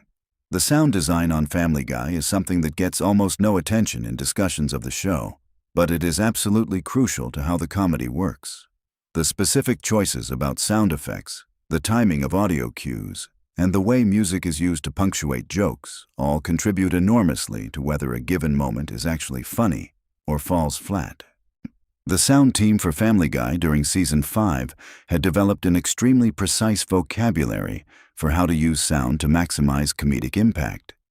Some of the most satisfying moments from Season 5 episodes, the ones where a joke just lands perfectly, owe as much to the sound design choices as to the writing or the performance. Now I want to get into something that touches on the show's relationship with its own continuity and mythology in a way that I think is genuinely interesting. Season 5 contains several episodes that function as what you might call mythology-building episodes, where the writers were laying foundations for aspects of the Family Guy universe that would be explored more deeply later. The two-part Stewie kills Lois and Lois kills Stewie storyline is the most obvious example, but there are subtler instances throughout the season where the writers were clearly thinking about the long game for specific characters and storylines. This kind of forward thinking was somewhat unusual for a show that had traditionally operated on a much more episodic basis, and it reflects the growing ambition of the creative team as they settled into their position as one of the most important shows on Fox's animation block. Let me drop one more fact that I think will genuinely surprise some of you. The table reads for Family Guy episodes, which are the initial read-throughs of scripts with the full cast, were known to be quite lengthy and involved. Scripts would frequently be significantly altered between the table read and the final recorded version based on what worked and what did not work when the words were actually being spoken aloud by the actors. Season 5 in particular went through significant rewrites at the table read stage for several episodes. Some jokes that made it through the writing process were cut entirely during table reads because they did not land the way the writers expected, and some moments that became iconic in the final versions were actually added during or after table reads because an actor's delivery of something improvised or slightly adjusted was funnier than what had originally been written. There is something I want to say about Brian Griffin specifically because Brian is one of the most interesting characters in Season 5.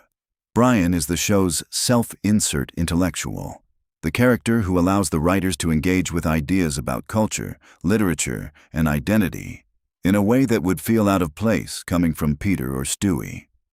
Season 5 used Brian in ways that were more emotionally honest than the show had previously attempted, giving him storylines that interrogated his pretensions and his failures in a way that was simultaneously comedic and a little bit sad. The writers were clearly interested in using Brian to explore something about the particular kind of person who considers himself more enlightened than the people around him, but consistently fails to live up to his own ideals. That is rich comedic and dramatic territory, and Season 5 dug into it with real commitment. Here is a fascinating detail about how specific episodes from Season 5 were marketed and promoted.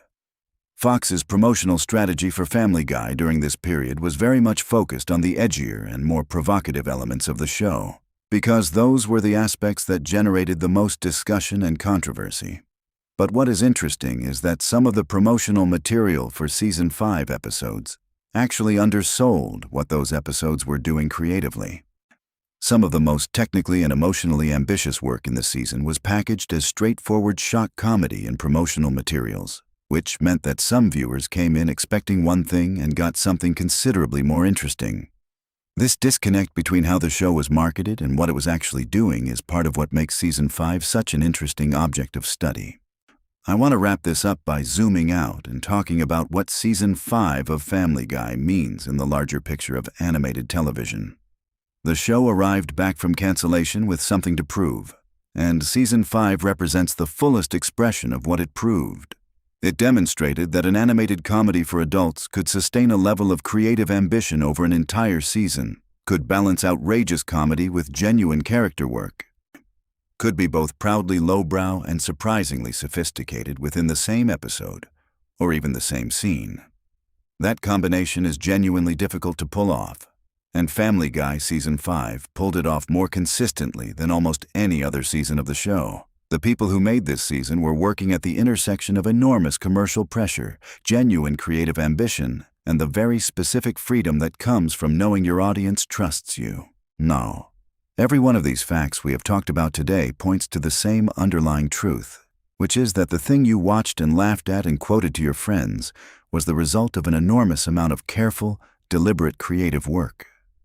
The jokes that seemed thrown off and random were usually the product of long discussions and multiple rewrites. The character moments that hit you somewhere unexpected were the result of writers who understood those characters deeply enough to find the genuine emotion underneath the comedy. That is what makes Family Guy Season 5 worth going back to and worth thinking about seriously. Not just as a collection of funny moments, though it absolutely is that, but as the work of a group of genuinely talented people who were operating at the peak of their abilities and who produced something that has stayed in the cultural conversation for almost 2 decades since it first aired. The next time you sit down to watch one of these episodes, I want you to keep some of these facts in your head. Notice the sound design. Pay attention to how the musical moments are constructed. Think about the balance between the shock comedy and the genuine character work. Hey, you are going to see this season completely differently, and honestly, that feels like exactly the right reward for going down this particular rabbit hole together. If you made it to the end of this, first of all, thank you, because this was a deep one. If you are a Family Guy fan who has been waiting for someone to take this show seriously enough to actually dig into what makes it work, I hope this delivered for you.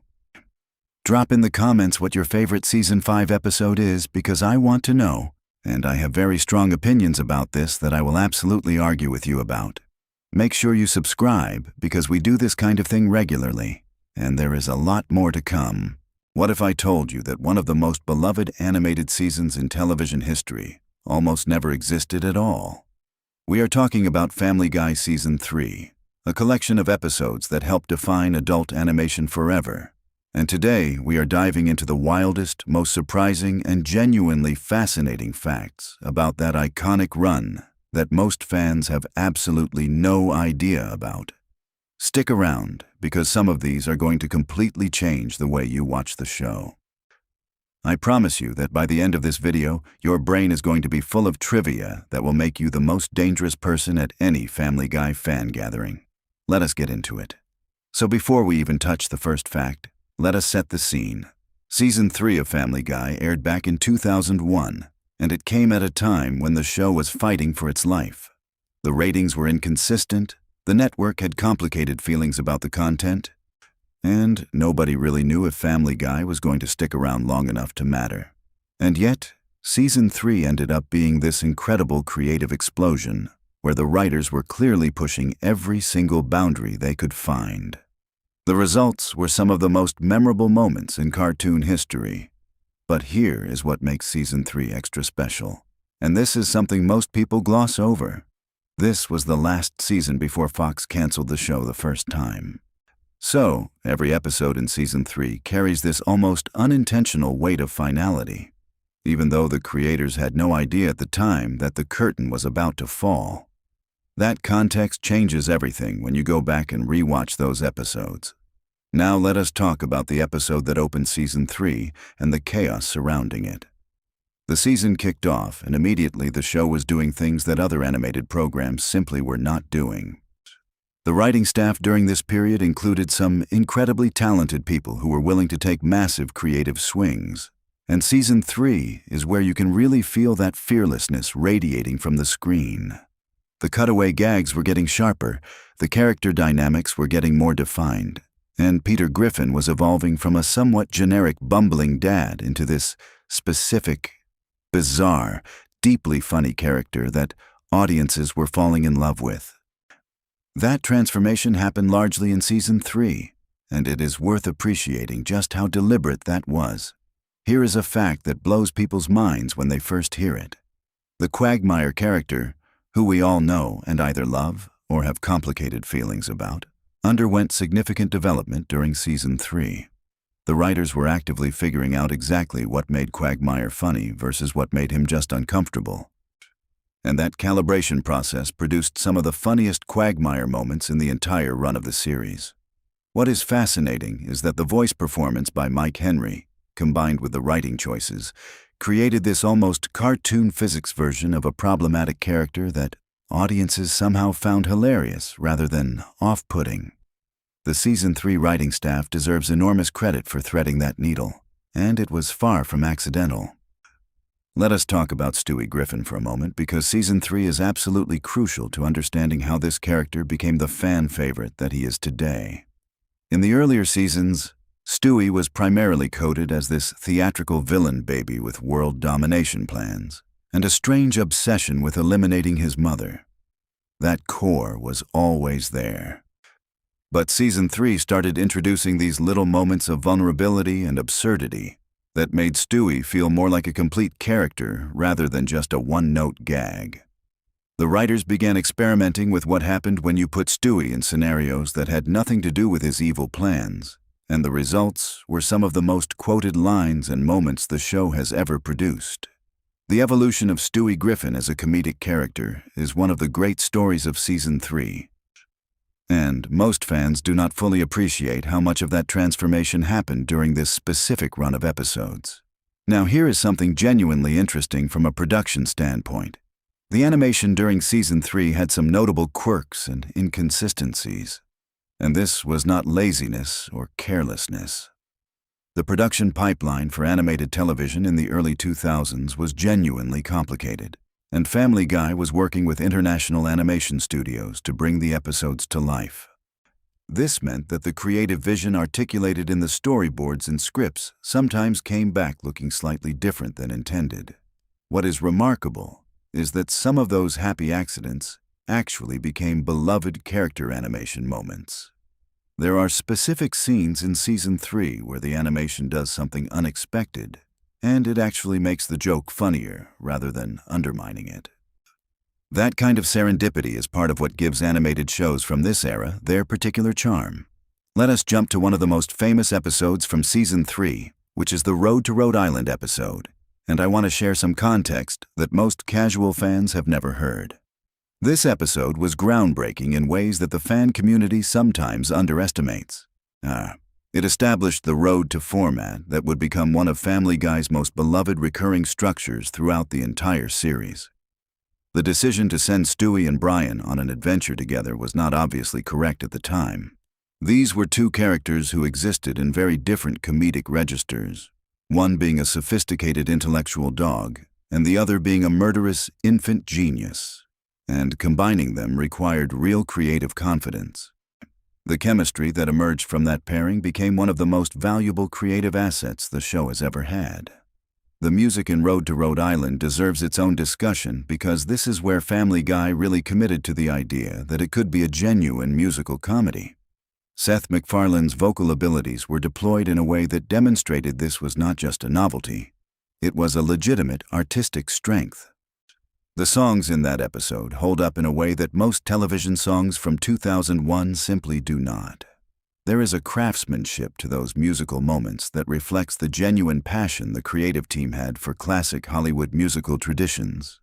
MacFarlane grew up loving that era of entertainment, and Season 3 is where that love started flowing most freely into the actual content of the show. Okay, here is a fact that is going to make you look at the show differently. The writing room for Season 3 was producing scripts at an absolutely brutal pace, and the pressure on the writers was immense. Television animation has notoriously punishing schedules because you have to write the scripts far enough in advance to allow for the entire production pipeline to function, which means writers are sometimes working a year or more ahead of when an episode will actually air. This creates an interesting creative pressure cooker situation where the writers are making jokes and cultural references without always knowing exactly when or whether those references will land with audiences. Some of the most confident comedic swings in Season 3 were written by people who had no guarantee the show would even still be on the air when those episodes finally broadcast. Brian Griffin is another character whose Season 3 development deserves serious attention. The show was really starting to lean into the tension between Brian's self-image as a sophisticated intellectual and the reality of his often embarrassing and ordinary dog behaviors and desires. That gap between aspiration and reality is genuinely one of the richest comedic veins in the entire series, and Season 3 is where the writers started mining it most deliberately. The jokes about Brian's novel, his drinking, his failed romantic relationships, these all started crystallizing in Season 3 into the fully formed comedic portrait that audiences would spend the next 2 decades loving and laughing at. Here is something that speaks to the cultural impact of Season 3 specifically. Many of the episodes from this season ended up being the ones that lived on in pop culture memory long after the show itself was temporarily canceled. When Family Guy came back from the dead in 2005 thanks to DVD sales and Adult Swim reruns, a lot of the content that had converted casual viewers into passionate fans was from Season 3. People would buy the DVD sets and discover episodes they had never seen, and the Season 3 episodes were disproportionately represented among the ones that made people fall in love with the show all over again. That resurrection story is one of the most remarkable in television history, and Season 3 is a central chapter of it. Now, let us talk about Meg Griffin because this is actually a complicated and interesting story.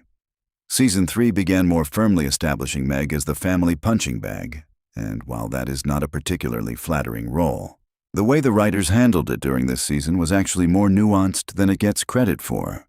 Meg had genuine comedic moments in Season 3 that went beyond just being the butt of jokes. And there were episodes where her perspective was treated with something approaching empathy. The full descent of Meg into pure punching bag territory happened later in the series.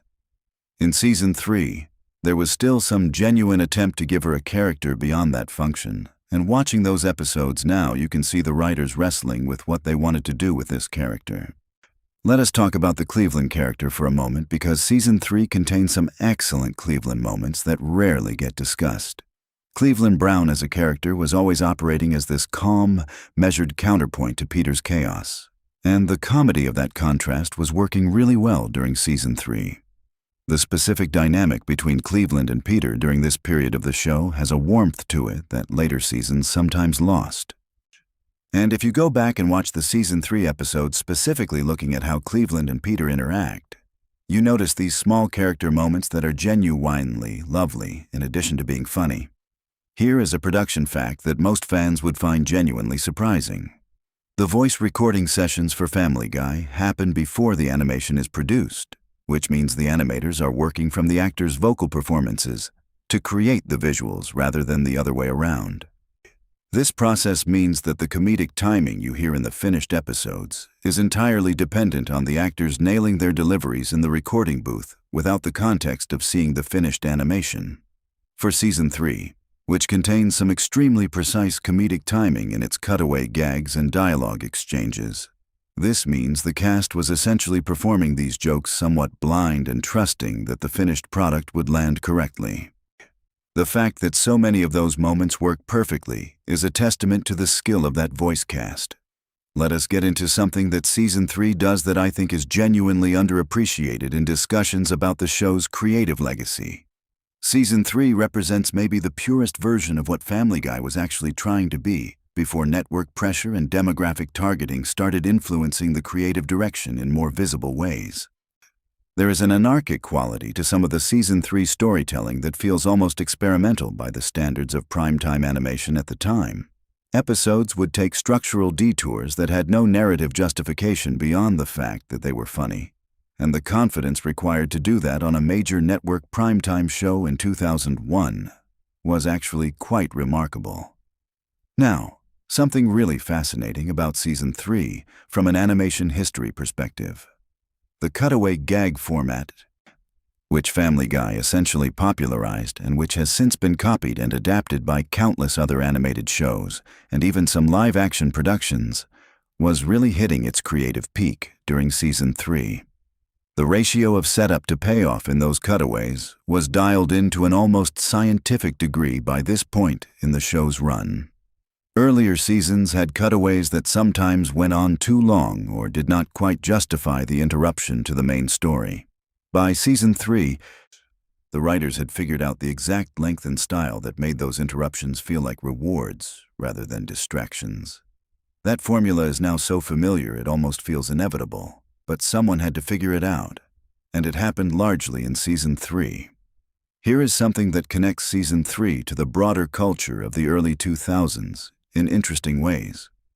The references and satirical targets in Season 3 reflect a very specific moment in American pop culture and politics, and revisiting those episodes now gives them this unexpected quality as time capsules.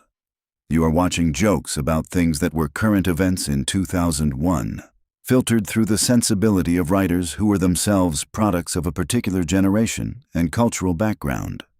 Some of those references land differently today than they did at the time, and in some cases they have actually gained new meaning that the writers could not have anticipated. That time capsule quality is one of the unexpected pleasures of re-watching Season 3 with fresh eyes. Let us talk about one of the more technically impressive things Season 3 accomplished, which is the escalation of the show's musical ambition. Beyond Road to Rhode Island, Season 3 had multiple episodes where original songs played significant roles, and the level of craft in those compositions was higher than most people realize. Writing a song that works as a joke is genuinely difficult because the music has to function well enough that it does not distract from the comedic content. But the comedic content has to be strong enough that it does not need the music as a crutch. The Season 3 team was threading that needle with impressive consistency, and it laid the groundwork for the increasingly ambitious musical moments that Family Guy would deliver in later seasons. Okay, here is a fact about Season 3 that touches on something almost philosophical about animated television. One of the persistent debates in the Family Guy fan community is about which era of the show represents its creative peak. A significant portion of serious fans will argue that Season 3 is where the show was firing on all cylinders before it became too aware of its own reputation and started playing to the crowd in less interesting ways. There is a freshness to Season 3, a sense that the creators were still surprising themselves with what the show could do, that makes it feel qualitatively different from even some excellent later seasons. Whether you agree with that assessment or not, the argument is worth taking seriously. Let us discuss the episode Death Lives, which is one of the more emotionally interesting pieces of content in Season 3, and one that does not always get the recognition it deserves. This episode took the show in a more sentimental direction without completely abandoning its comedic identity, and that balance is actually quite hard to achieve. The Peter and Lois relationship is treated with genuine affection in this episode, and the show demonstrates that underneath all the chaos and absurdity, there was a real marriage at the center of the story with actual emotional stakes. That emotional foundation is part of what separated Family Guy from pure nihilistic animation. And Season 3 episodes like this one are where that foundation was most clearly visible. Here is something about the cultural footprint of Season 3 that speaks to how influential this period of the show was. If you look at the development of adult animation throughout the 2000s and 2010s, shows that came later were clearly processing what Family Guy Season 3 had done. The combination of pop culture satire, cutaway humor, musical comedy, and character-based emotional storytelling that Season 3 exemplified became almost a template that other shows were either following or explicitly reacting against. The influence is not always acknowledged, but it is absolutely present, and Season 3 is the purest expression of that template. Now let us get into something that fans of the show who pay close attention to continuity always find interesting about Season 3.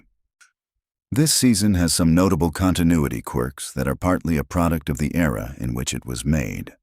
Animated shows in the early 2000s were not the serialized, continuity-conscious productions that many of them are today. Each episode was largely designed to stand alone, which meant that character details and even some plot elements could shift between episodes without any official acknowledgement. Season 3 has some of these moments, and rather than being flaws, they are actually interesting artifacts of a storytelling philosophy that prioritized each individual episode being as funny as possible over maintaining a rigid internal canon. Let us talk about the role of Peter Griffin's job at the brewery during Season 3 because this is one of those elements that grounded the show in a specific social and economic reality that gave the humor weight. The Pawtucket Brewery setting allowed the writers to do class and workplace comedy alongside the domestic and pop culture material, and Season 3 made good use of that setting.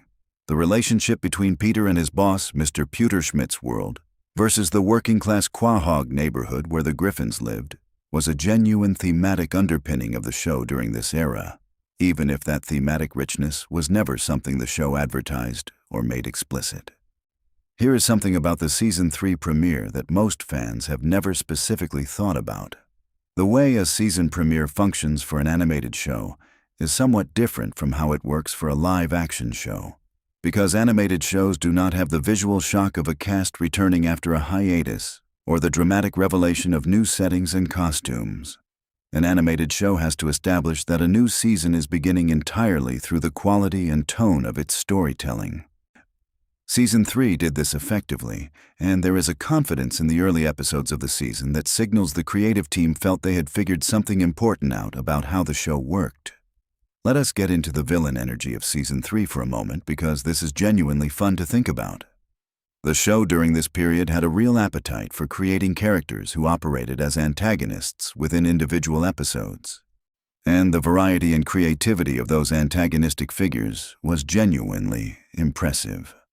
From petty social rivalries to larger absurdist conflicts, Season 3 gave us a gallery of minor antagonists that served as perfect foils for the Griffin family's particular brand of chaos. That villain variety kept episodes feeling fresh, even when the show was working within its established comedic formulas. Now, here is a fact that really puts Season 3 in interesting historical context.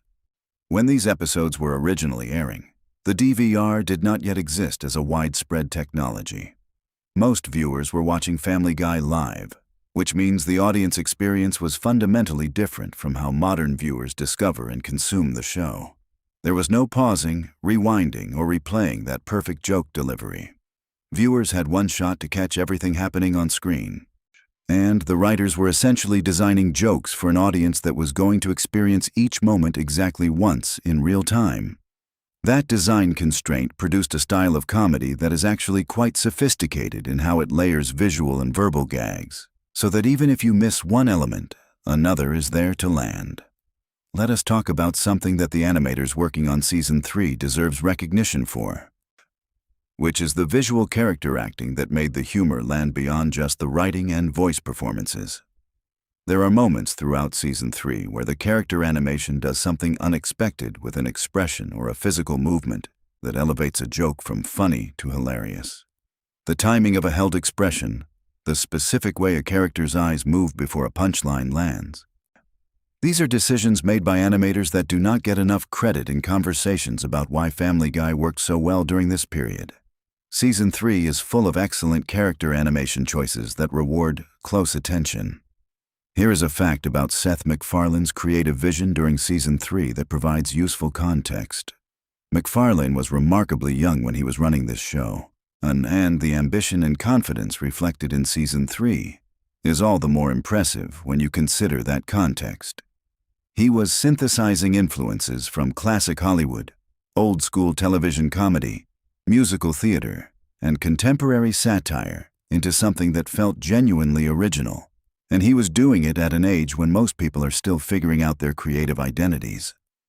Season 3 represents MacFarlane's creative voice in something close to its purest early form, and before the show became such a massive cultural institution that it inevitably started influencing itself. Let us address the Lois Griffin factor in Season 3 because this character is sometimes overlooked in discussions about what made this season great. Lois, during Season 3, was depicted as genuinely capable and often the smartest person in any given situation, while also having her own blind spots and comedic vulnerabilities.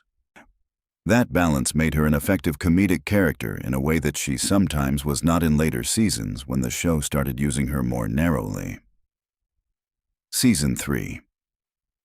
Lois had agency and dimension, and that enriched every episode she was central to, which was most of them. Now, something genuinely wild about how Season 3 ended up being received versus how it was received at the time. Contemporary reviews of Season 3 Family Guy were decidedly mixed. The critics at the time had not yet figured out how to evaluate what Family Guy was doing, partly because the show was operating at a frequency that was somewhat alien to the critical frameworks that existed for animated television. The standard was set largely by The Simpsons, which was a very different animal, and critics who applied Simpsons criteria to Family Guy often found it wanting in exactly the ways that its actual fans found it most thrilling. The rehabilitation of Season 3's critical reputation happened retroactively as the show's cultural influence became undeniable. Here is something about the Season 3 guest voices that is worth knowing. Animated shows rely on their guest voice performances in interesting ways because, unlike live-action guest appearances, animated guests are present only through their voices. The guest voices in Season 3 were used with real creativity, and in several cases the casting choices for guest roles demonstrated an awareness of comedy history and entertainment culture that added layers to the humor for viewers who got the references. Those choices reflected the genuine depth of entertainment knowledge in the Family Guy writing room during this period. Let us talk about the ending of Season 3 and what it meant in the context of the show's history. The season ended without any fanfare or acknowledgement that it might be the last batch of new Family Guy episodes for years. There was no dramatic finale, no attempt to wrap up story threads in a way that would provide closure if the show did not return. It just ended the way every other episode ended, with the Griffins in their house in Quahog, and then the show was gone. That quiet ending makes Season 3 feel even more interesting in retrospect, because there is something bittersweet about watching those final episodes of the original run, knowing what was coming. The show was about to disappear, and nobody involved knew that the story was going to eventually come back with one of the most remarkable second acts in television history. The legacy of Season 3 is genuinely hard to overstate. When Family Guy returned in 2005, and the creative team was returning to a set of characters and a comedic voice that had been defined and refined through 3 seasons, and Season 3 was the most fully realized expression of that original voice. The new episodes had to recapture what those original seasons had done while also moving forward, and understanding Season 3 is essential to understanding both how successful and how complicated that creative challenge was. Season 3 was the finishing point of the original Family Guy, and everything that came after existed in dialogue with what those episodes had established. Let us close with something that really captures why Season 3 matters beyond the facts and trivia we have covered. Family Guy at its best is a show that is simultaneously stupid and sophisticated, mean and warm, cynical and sentimental. Those contradictions are not accidental, and they are not awkward compromises. They are the whole point. And Season 3 is where all of those contradictions were most perfectly balanced. The show had figured out how to be all of those things at once, without any of them undermining the others. And it would be years before it consistently managed that balance again. That is what makes Season 3 special, not just as a television artifact, but as a creative achievement worth studying and appreciating. So there you have it. A whole collection of random but genuinely fascinating facts about Family Guy Season 3 that should give you a much richer appreciation for what that season was doing and why it still matters. Whether you are a longtime fan who grew up with these episodes or a newer viewer discovering the show's history, Season 3 rewards the kind of attention we have been giving it today. If you enjoyed this video and want more deep dives into the history and behind-the-scenes details of shows like Family Guy, Make sure you are subscribed because we have a ton more content like this coming. Drop a comment below telling me which Season 3 episode is your personal favorite, and let me know if there are any specific Family Guy topics you want us to cover in future videos. See you in the next one. Alright, before we get into this, I need to ask you something. How well do you actually think you know Family Guy? Because most people who call themselves fans would probably score about a 6 out of 10 on what I'm about to share with you.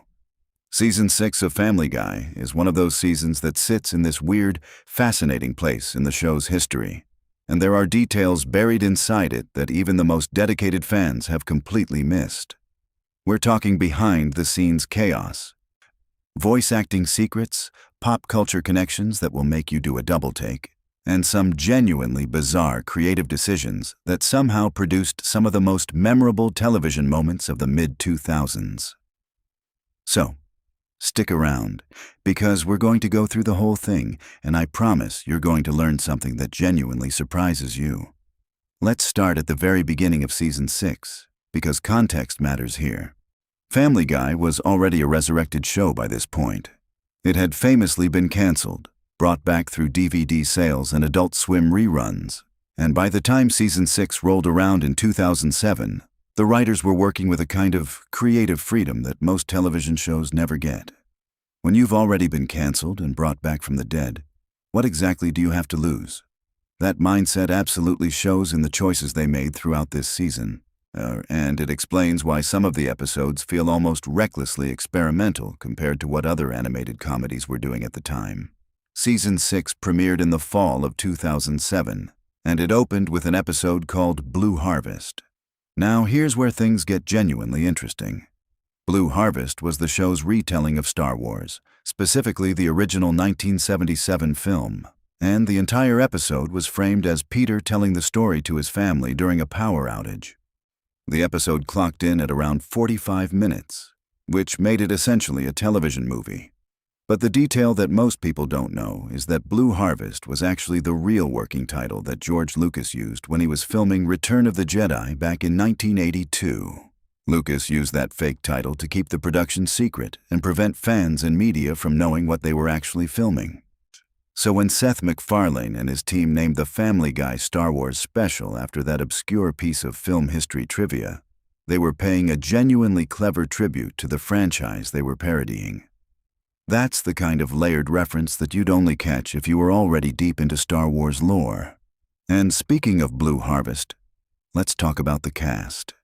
The episode featured the regular Family Guy cast essentially playing versions of the Star Wars characters, with Peter as Han Solo, Lois as Princess Leia, Chris as Luke Skywalker, Stewie as Darth Vader, Quagmire as C-3PO, Cleveland as R2-D2, and Brian as Chewbacca.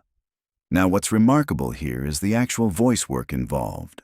Seth MacFarlane was voicing 4 of those characters simultaneously in various scenes: Peter, Stewie, Quagmire, and Brian, and having to maintain distinct character voices while also riffing on these iconic Star Wars archetypes was a genuinely demanding performance challenge.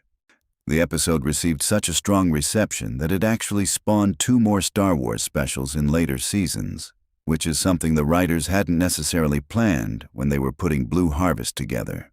The success caught even them a little off guard. Now let me hit you with something you almost certainly didn't know about this season. The episode Movin' Out Brian's song from Season 6 involves Brian moving in with Jillian, his girlfriend at the time. And this episode contains one of the most carefully constructed running jokes in the show's history up to that point. The entire episode plays with the tension between Brian's intellectual self-image and the reality of his actual behavior, and the writers used Stewie's commentary as a kind of Greek chorus throughout. What's interesting from a production standpoint is that the writers' room spent a disproportionate amount of time on Stewie's reaction beats in this episode specifically because they knew that Brian and Stewie's dynamic was becoming the emotional core of the show. The audience's attachment to those 2 characters was measurably stronger by Season 6 than it had been in earlier seasons, and the writers were consciously leaning into that. Here's another layer to this. Family Guy's writing staff underwent some notable shifts heading into and during Season 6. The show had a reputation in Hollywood for being a difficult but creatively energizing place to work, and the combination of returning veterans and fresh writing talent created a slightly different comedic voice in Season 6 compared to Season 5. You can actually hear this if you go back and listen carefully. The cutaway gags feel a touch more elaborate in Season 6. Like the writers were more willing to build out a full comedic scenario rather than just dropping in a quick reference. The jokes have a bit more architecture to them, and that's not an accident. That reflects a writer's room that was feeling confident and willing to take swings. Let's talk about Stewie Griffin for a moment, because there's a fascinating evolution happening with this character specifically in Season 6. When Family Guy first launched, Stewie was conceived as a genuinely sinister baby with a legitimate plan for world domination. The humor came from the contrast between his evil ambitions and his literal status as an infant. But by Season 6, Stewie had transformed into something much more complex and, frankly, much funnier. His relationship with Brian had become the show's most sophisticated comedic pairing. His sexuality was being hinted at with increasing frequency and creativity, and his emotional life had become genuinely rich and textured. The world domination stuff was still there, but it was more of a background character trait rather than the engine driving his stories. This shift in Stewie's character is actually something Seth MacFarlane has discussed in various interviews over the years. He's acknowledged that the original Stewie concept was somewhat limiting because you could only do so much with a baby who purely wants to take over the world.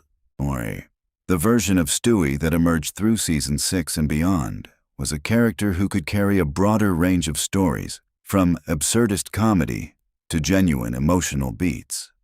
And Season 6 is really where you can see that transformation solidified. It's a pivotal season for Stewie, even if fans don't always recognize it as such. Now here's a fact that I find genuinely surprising. Season 6 of Family Guy aired during one of the most competitive periods in animated television history. This was 2007 and 2008, right in the middle of a golden age for adult animation. The Simpsons was still running, South Park was hitting some of its most critically acclaimed years, Futurama had already ended but was about to be revived, and American Dad, which shares production resources and creative DNA with Family Guy, was finding its footing. In that landscape, Season 6 had to work hard to maintain Family Guy's identity and audience. And the fact that it succeeded speaks to how well the team understood what made their show distinct. The thing that made Family Guy distinct, and Season 6 exemplifies this beautifully, was a willingness to completely abandon narrative logic in service of a joke. Other animated shows, even transgressive ones, tended to follow some kind of internal story logic. Family Guy would cheerfully blow that up if it meant landing a better punchline. The show weaponized non sequitur in a way that was genuinely new, and Season 6 refined that weapon to a sharp edge. Let me give you a specific example from the season. There's a moment in the episode Peter's Daughter where the show commits to an extended physical comedy bit involving Peter in a way that goes on significantly longer than you expect. Past the point of comfort, past the point where you think the joke is finished, and then keeps going until it wraps back around to being funny again through sheer persistence. This technique, holding a joke beyond its natural endpoint until it becomes funny in a completely different way, is something the Family Guy writers developed into almost a signature move. And Season 6 has some of the best examples of this technique in the show's entire run. Peter's Daughter is also notable for featuring a storyline where Peter becomes intensely overprotective of Meg after she ends up in a coma. Now the Meg storyline is interesting because throughout the series, Meg is treated as the family punching bag, the character whose suffering is played for laughs. But occasionally, the show would do something genuinely interesting with her character. And Peter's Daughter is one of those moments.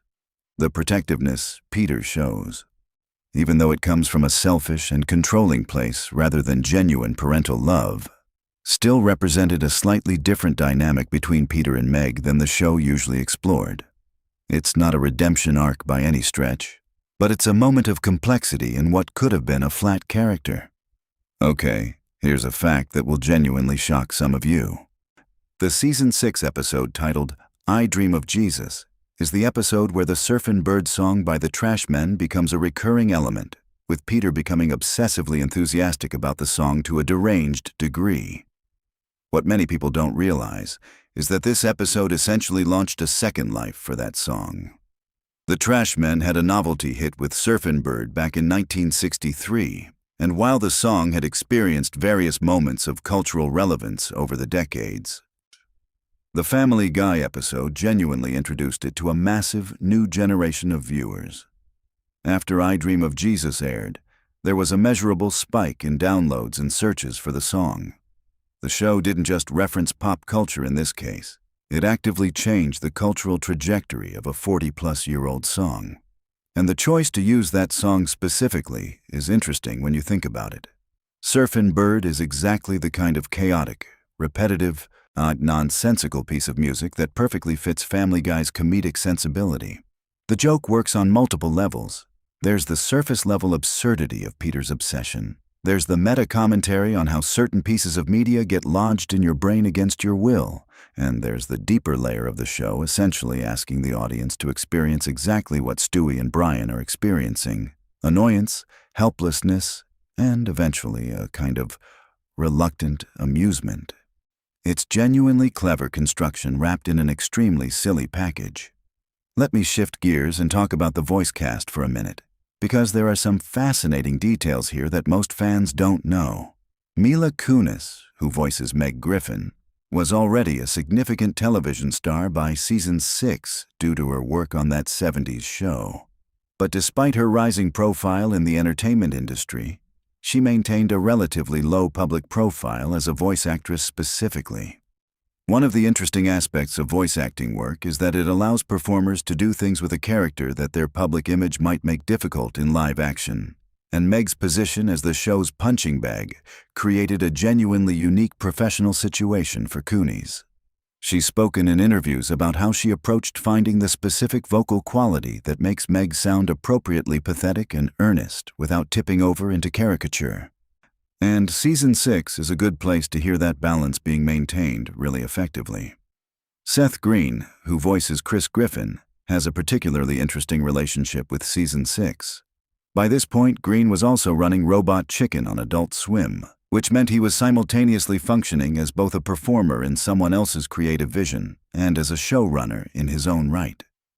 The cross-pollination of ideas between those two creative environments is something fans of both shows occasionally spotted, though the approaches to parody and pop culture commentary are quite different between Family Guy and Robot Chicken.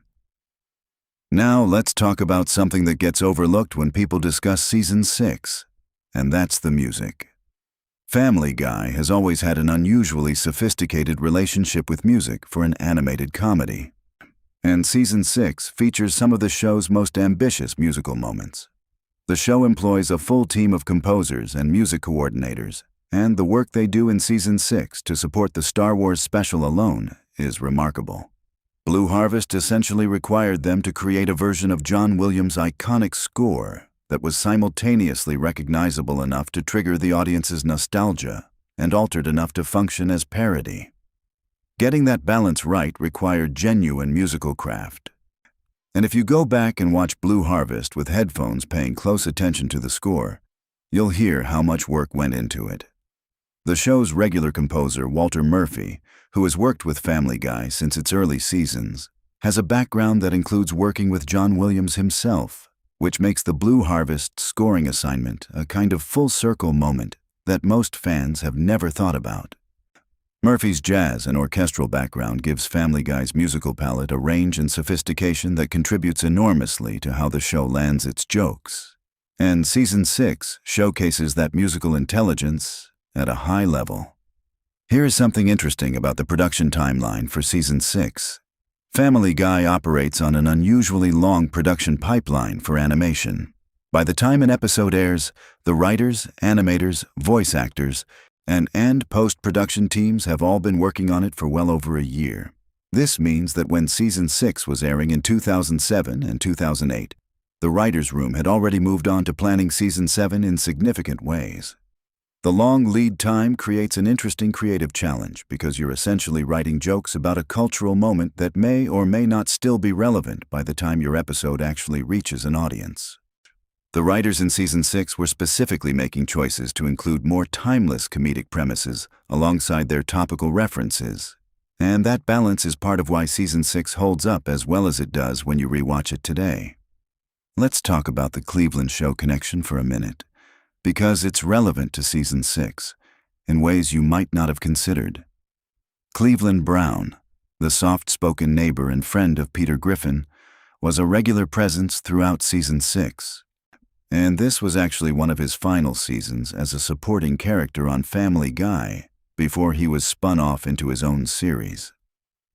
The Cleveland show premiered in 2009, which means that during the production of Season 6, the conversations about giving Cleveland his own show were likely already in early development stages. Knowing this adds an interesting layer to Cleveland's appearances in Season 6.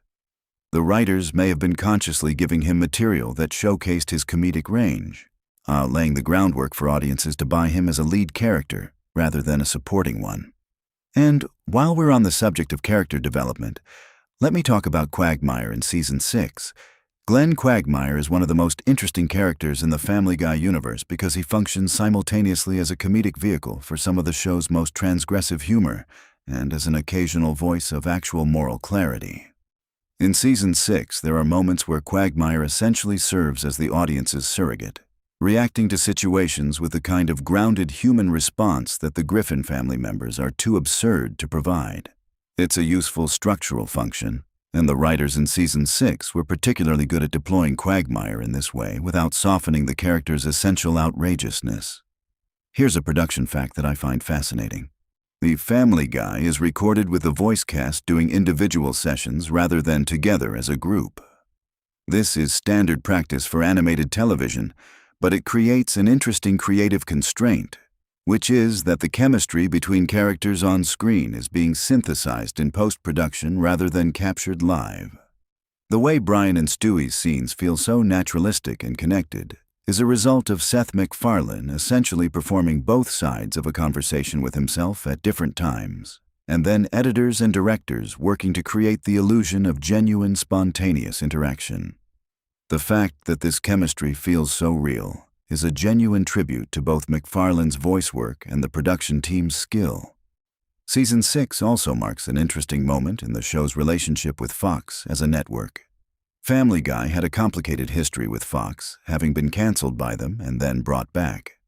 By Season 6, that tension had largely been absorbed into a functional working relationship, but the show still maintained a habit of biting the hand that fed it with jokes about Fox's programming and business decisions.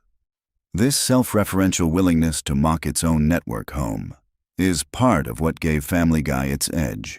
And Season 6 contains several pointed jabs at Fox that the network apparently allowed through without significant interference. The relationship had evolved from adversarial to something more like a mutually beneficial creative tension. Now I want to bring up something about Season 6 that relates to how the show handles controversy, because this is a genuinely interesting aspect of the show's DNA. Family Guy has always courted controversy, and Season 6 was no exception. Some episodes pushed into territory that generated significant audience and critical pushback. What's interesting is how the show's writers processed that criticism. They were not particularly interested in backing down from transgressive material, but they were also not simply being provocative for its own sake. The best moments of Season 6 that court controversy do so because the transgression is in service of an actual point or an actual comedic observation. The worst moments, which exist in every season, are pure provocation without the comedic architecture to support them. The show's willingness to engage with disability, race, gender, and sexuality in Season 6 reflects the broader cultural conversation happening in comedy during that period, when the boundaries of acceptable satirical content were being actively negotiated in real time. Looking back from 2026, some of Season 6 ages better than other parts, and that's an honest assessment that most fans can make if they're watching with open eyes. Let me tell you about the episode McStroke, which is one of the more memorable episodes from Season 6. This episode involves Peter becoming addicted to fast food burgers and suffering a stroke as a result. What's interesting about McStroke from a craft perspective is how it balances absurdist comedy with what is actually a somewhat pointed critique of fast food culture and corporate responsibility. The episode aired during a period when public conversations about nutrition, fast food marketing, and health outcomes were quite prominent in American media, and the writers were clearly aware of that context. But rather than making a straightforward social commentary episode, they wrapped the critique inside classic Family Guy absurdism, which is exactly how the show does its best work on topics with real-world stakes. Here's a fact that connects Season 6 to the broader history of animation. Family Guy's animation style has always been deliberately simple compared to what was technically possible at the time of production. The show uses a limited animation approach that prioritizes comedic timing and voice performance over visual complexity. This is actually a very conscious artistic choice, one that connects Family Guy to the tradition of classic theatrical cartoons, where the humor came from performance and timing rather than visual spectacle. Season 6 maintains this approach, and you can see it most clearly in the human characters, whose designs are intentionally flat and slightly awkward in a way that enhances rather than undermines the comedy. The animation team did push their limits somewhat in Blue Harvest, where they were creating environments and action sequences inspired by Star Wars that required more visual ambition than a typical Family Guy episode. The space battle sequences in Blue Harvest represent some of the most technically demanding animation the show had produced up to that point, and the team pulled it off while maintaining the show's essential visual identity. It's a harder balance to strike than it looks. Let me give you another surprising fact. The Season 6 episode titled Long John Peter features Peter becoming friends with a pirate, and this episode is notable for a subplot involving Chris and a veterinarian that contains some of the most quotable dialogue from this particular season. What's interesting about Long John Peter from a writing perspective is how it structures two completely unrelated storylines in a way that creates a unified emotional tone. The A story and B story don't connect thematically in any obvious way, but they share a kind of freewheeling energy that makes the episode feel coherent despite its structural looseness. That's actually a sophisticated piece of writing craft, disguised as total chaos. Family Guy's storytelling structure in Season 6 often works this way. The show figured out early that audiences would follow almost any narrative thread as long as the comedy was working, and Season 6 represents the writers being fully confident in that knowledge. They were willing to take stories in directions that had no logical justification because they trusted their comedic instincts. And in Season 6 specifically, those instincts were firing at a very high level. Now let's talk numbers for a moment, because Season 6's ratings tell an interesting story. The season consistently drew audiences in the 8 to 10 million viewer range, which by the standards of 2007 and 2008 broadcast television was strong but not dominant. What's more significant than the raw numbers is the demographic breakdown. Family Guy in Season 6 was performing exceptionally well with the 18 to 34 male demographic that Fox prized most highly, and it was doing this while maintaining a core audience that skewed somewhat younger than typical primetime animation viewers. This demographic performance is what gave the show its commercial durability and what allowed it to continue taking creative risks without the network applying significant pressure to soften its content. The DVD sales for Season 6 were also notable, continuing the pattern that had originally helped bring the show back from cancellation. People were buying the season set specifically because the commentary tracks, deleted scenes, and behind the scenes material represented genuine additional value. The writers and cast were known for doing entertaining commentary that functioned almost as supplementary comedy in its own right. And Seth MacFarlane's commentary tracks in particular developed their own kind of fan following. Here's something about Season 6 that connects to what the show would become in later years. By Season 6, Family Guy had established a format that would essentially remain stable for the next decade and a half. The formula was set. The characters' personalities were fixed in recognizable grooves. The types of stories the show would and wouldn't tell were established. What Season 6 represents is the last moment where that formula felt genuinely fresh and elastic, rather than settled and predictable. Not fans who point to Seasons 4 through 6 as the golden age of Family Guy are often identifying this quality intuitively. The show is still surprising them on a regular basis. There's also something worth noting about Season 6 in the context of Seth MacFarlane's career trajectory. By 2007, MacFarlane was one of the most powerful figures in American animated television, with Family Guy and American Dad both on the air and a production company that was developing additional projects. Season 6 of Family Guy aired during a period when MacFarlane was also beginning to develop his public persona as a performer and public figure beyond voice acting and writing. His appearances at awards shows, his musical performances, and his increasing willingness to speak publicly on political and cultural topics were all building during this period.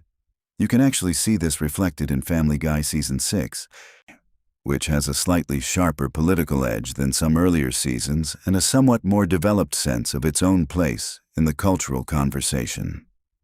The episode It Takes a Village Idiot and I Married One is a particularly clear example of this. The episode features Lois running for mayor of Quahog on a platform of deliberately simplified, pandering political messaging, and it functions as a fairly pointed satire of American political culture and the way campaigns are conducted. This kind of political engagement was becoming more central to the show's identity by Season 6, and it reflects MacFarlane and his writers paying close attention to the world around them and finding comedy in its contradictions. Let me also mention something about the guest voices in Season 6, because animated shows often use celebrity appearances in interesting ways, and Family Guy is no exception. Season 6 features a roster of guest performers ranging from genuinely unexpected choices to more obvious celebrity fits. The casting team had developed a knack for finding performers who could subvert their own public images in the context of the show, playing against type in ways that generated comedy from the gap between expectation and reality. Some of the most effective guest appearances in Season 6 are from people you might not have expected to be funny in this context. And the element of surprise is doing significant comedic work in those moments. One more thing I want to highlight about Season 6 before we wrap up is its place in the larger animated comedy ecosystem. I mentioned earlier that this was a competitive period for adult animation, and I want to return to that point because it's really important for understanding why Season 6 looks the way it does. Family Guy in Season 6 was consciously differentiating itself from its competitors. It wasn't trying to be South Park, it wasn't trying to be The Simpsons, it wasn't even trying to be American Dad, its own sibling show. It was trying to be the most fully realized version of its own distinct thing, and Season 6 is where that distinctiveness feels most fully achieved. The show's detractors have always focused on its randomness, its lack of narrative cohesion, and what they see as its willingness to trade cheap shock value for genuine wit. And those criticisms aren't entirely without foundation. But what Season 6 demonstrates is that randomness deployed with genuine craft and comedic intelligence is not the same as randomness as a substitute for craft. The best moments of Season 6 are random in a way that reveals something true and funny about how the world works, and that's a much harder thing to accomplish than it looks. So where does this leave us? Season 6 of Family Guy is a fascinating artifact of a specific moment in American comedy, a show at the peak of its confidence, working with full creative freedom, led by one of the most distinctive voices in animated television, and producing work that was simultaneously disposable and genuinely artful. The Star Wars special gave them a prestige showcase. The character work on Brian and Stewie deepened the show's emotional core. The satirical episodes demonstrated the writer's engagement with the real world. And the pure absurdist comedy episodes showed a team that had mastered its own form. If you haven't gone back and watched Season 6 recently, I genuinely recommend it. Watch it the way I've been describing it to you today, with attention to the craft underneath the chaos, the choices underneath the randomness, and the genuine intelligence underneath the transgression. You'll see a different show than the one you remember, or the one you might have dismissed. And if you're already a devoted fan who knows every episode by heart, I hope some of what I've shared today made you see a few of those familiar moments from a slightly different angle. Because that's what great television does, right? It rewards you for coming back to it. It shows you something new even when you think you've seen everything. Season 6 of Family Guy, for all its randomness, for all its chaos, for all its determination to make you uncomfortable and then laugh anyway, absolutely qualifies as television worth coming back to. And that might be the most surprising fact of all. If you enjoyed this deep dive, hit that like button and subscribe, because we've got more of these coming on other seasons and other shows you grew up with. Drop in the comments which Family Guy season you think deserves this kind of deep dive treatment next, because I'm genuinely curious where your heads are at. I'll see you in the next one. Hey, what is up everyone? Welcome back to the channel. Before we get into today's video, I need you to do me a favor and just think about the last time you watched Family Guy Season 8. Because whether you remember it clearly or you are drawing a complete blank right now, I promise you there are things about that season that you absolutely never knew. And some of them are genuinely going to mess with how you see those episodes forever. We are talking behind-the-scenes chaos, wild production decisions, bizarre casting moments, and facts about individual episodes that the writers probably hoped nobody would ever piece together. So buckle up, because this is going to be one of those videos where you finish it and immediately want to rewatch the whole season with completely different eyes. Alright, let us just jump straight into it. Season 8 of Family Guy is one of those seasons that most fans have a complicated relationship with. It aired during the 2009 to 2010 television cycle, and it came during a period when the show was still riding the enormous wave of energy that came from its revival. For those who might not know the full story, Family Guy was actually canceled by Fox back in 2002 and then brought back in 2005 largely because of insane DVD sales and strong ratings on Adult Swim. By the time Season 8 rolled around, the show had been back for several years and the writers were in this interesting creative space where they were both incredibly confident and also somewhat experimental. That tension between confidence and experimentation is actually visible throughout Season 8 if you know what to look for. And that is a big part of what makes this season so fascinating to dig into. Let us start with something that a lot of casual fans overlook. Season 8 opens with an episode called Road to the Multiverse. And this episode is genuinely considered by many animation critics and fans alike to be one of the greatest episodes in the entire run of the show. Not just Season 8, the entire series. The episode involves Brian and Stewie traveling through different parallel universes using a remote control device, and each universe is animated in a wildly different style. You get a Flintstone-style universe, a Disney-style universe, a hyper-realistic universe, and a universe where everything is drawn in a crude, almost childlike way that is clearly a reference to another animated show, and several others. What most people do not realize is the sheer amount of additional production resources that went into making this single episode happen. The animation team essentially had to develop completely separate visual languages for each universe that Brian and Stewie visited. These were not just quick style changes. They were full commitments to distinct artistic approaches that required additional animators, different techniques, and in some cases, entirely different software pipelines. The Disney sequence in particular became something of a talking point because the quality of the animation in that segment was genuinely impressive, combining traditional Disney-style character movement with musical numbers that felt authentic to the classic Disney era. The fact that this episode landed at the very beginning of the season was a bold, creative choice because it essentially said to the audience, "We are not playing it safe this year." Now here is something that connects to that episode in a way most people have never considered. The road to episodes in Family Guy have their own fascinating internal history. Brian and Stewie's travel adventures became one of the most beloved recurring formats in the show. And by Season 8, the writers were aware that these episodes carried a particular weight with the audience. There is a creative pressure that comes with that kind of beloved format, where you know that fans are going to hold each new installment up against the previous ones and measure them carefully. Road to the Multiverse essentially responded to that pressure by going completely maximalist, throwing every possible creative resource at the episode to make it the biggest and most ambitious road to installment yet. And the gamble paid off enormously in terms of critical reception. Okay, let us talk about something a little more behind the scenes now, because this is where things start getting really interesting. Seth MacFarlane, who created the show and voices Peter, Stewie, Quagmire, and Brian, among others, has spoken in various interviews over the years about the challenge of maintaining creative energy across a long-running animated series. By season 8, the show was well past the 100-episode mark, and the writing staff was navigating the very real challenge of keeping stories fresh. One of the ways the writing team approached this in season 8 was by leaning into longer, more sustained, comedic and emotional commitments within single episodes. Rather than just loading every episode with rapid-fire cutaway gags, which had become a kind of signature of the show, several season 8 episodes pushed toward more coherent storytelling structures where the jokes emerged from character situations rather than being dropped in from the outside.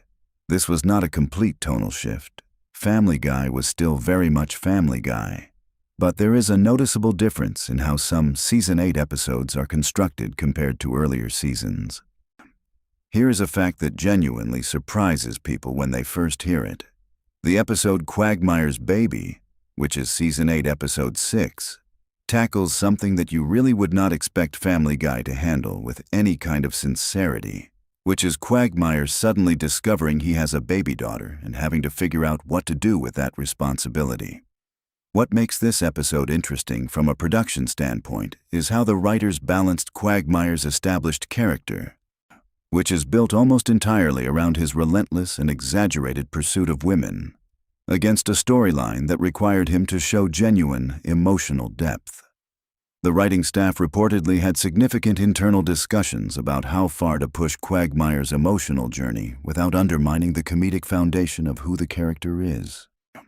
The result is an episode that manages to land some genuine emotional beats, while also not pretending that Quagmire is going to fundamentally change as a person. It is a delicate balance, and the episode mostly pulls it off. Now I want to talk about something that connects to the larger cultural moment that season 8 was airing in. This was 2009 and 2010, and the United States was still in the middle of a significant economic recession. Television in general was grappling with how to address the anxiety and frustration of that cultural moment, and different shows handled it in different ways. Family Guy, being a satirical animated comedy, was in an interesting position because the show had always dealt heavily in cultural commentary and social satire. Season 8 contains several moments that feel very much like responses to the specific cultural atmosphere of that period. Jokes about financial insecurity, corporate greed, and the general sense that institutions were not working the way people expected them to. These elements are woven into the fabric of various episodes in ways that feel organic rather than forced, which is actually harder to do than it sounds. When satire feels too topical, it dates badly. But when it captures something genuine about a cultural mood, it can actually make episodes feel more resonant when you watch them years later. Let us shift gears and talk about guest stars, because season 8 has some genuinely wild casting moments. One of the most talked about is the appearance of James Woods reprising his role as a fictionalized version of himself.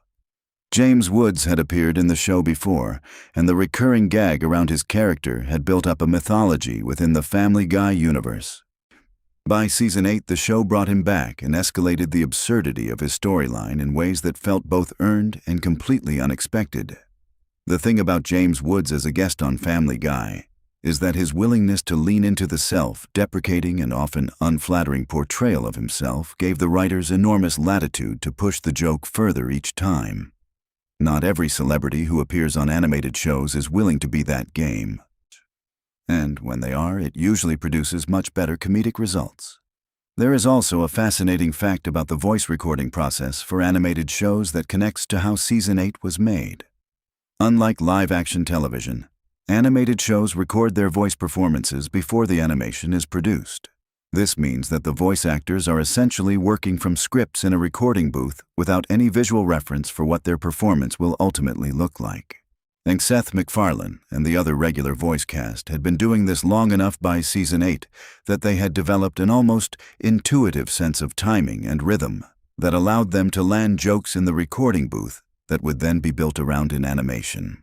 But for guest stars, particularly those who came from primarily live-action backgrounds, this process could be disorienting.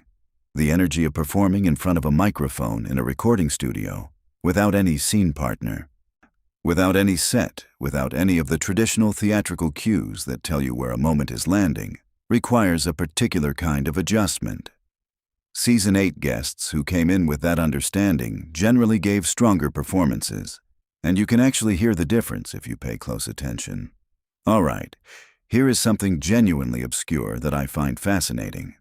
The episode Dog Gone, which deals with Brian accidentally killing a neighbor's dog while driving and then becoming fixated on the idea that nobody really cares about a dog's life the way they would care about a human life, is in many ways one of the more philosophically interesting episodes the show has ever done.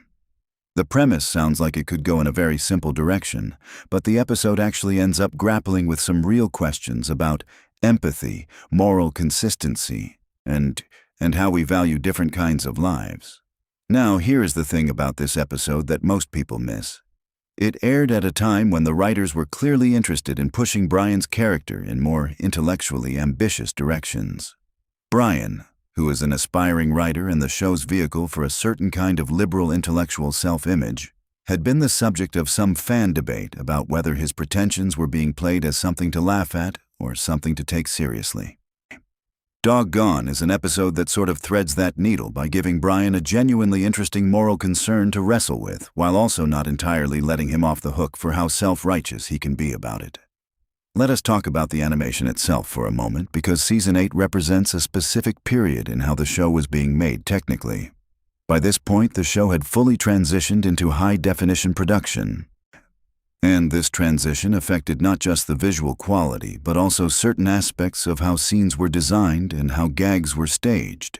HD animation allows for much more detailed character expressions and background work.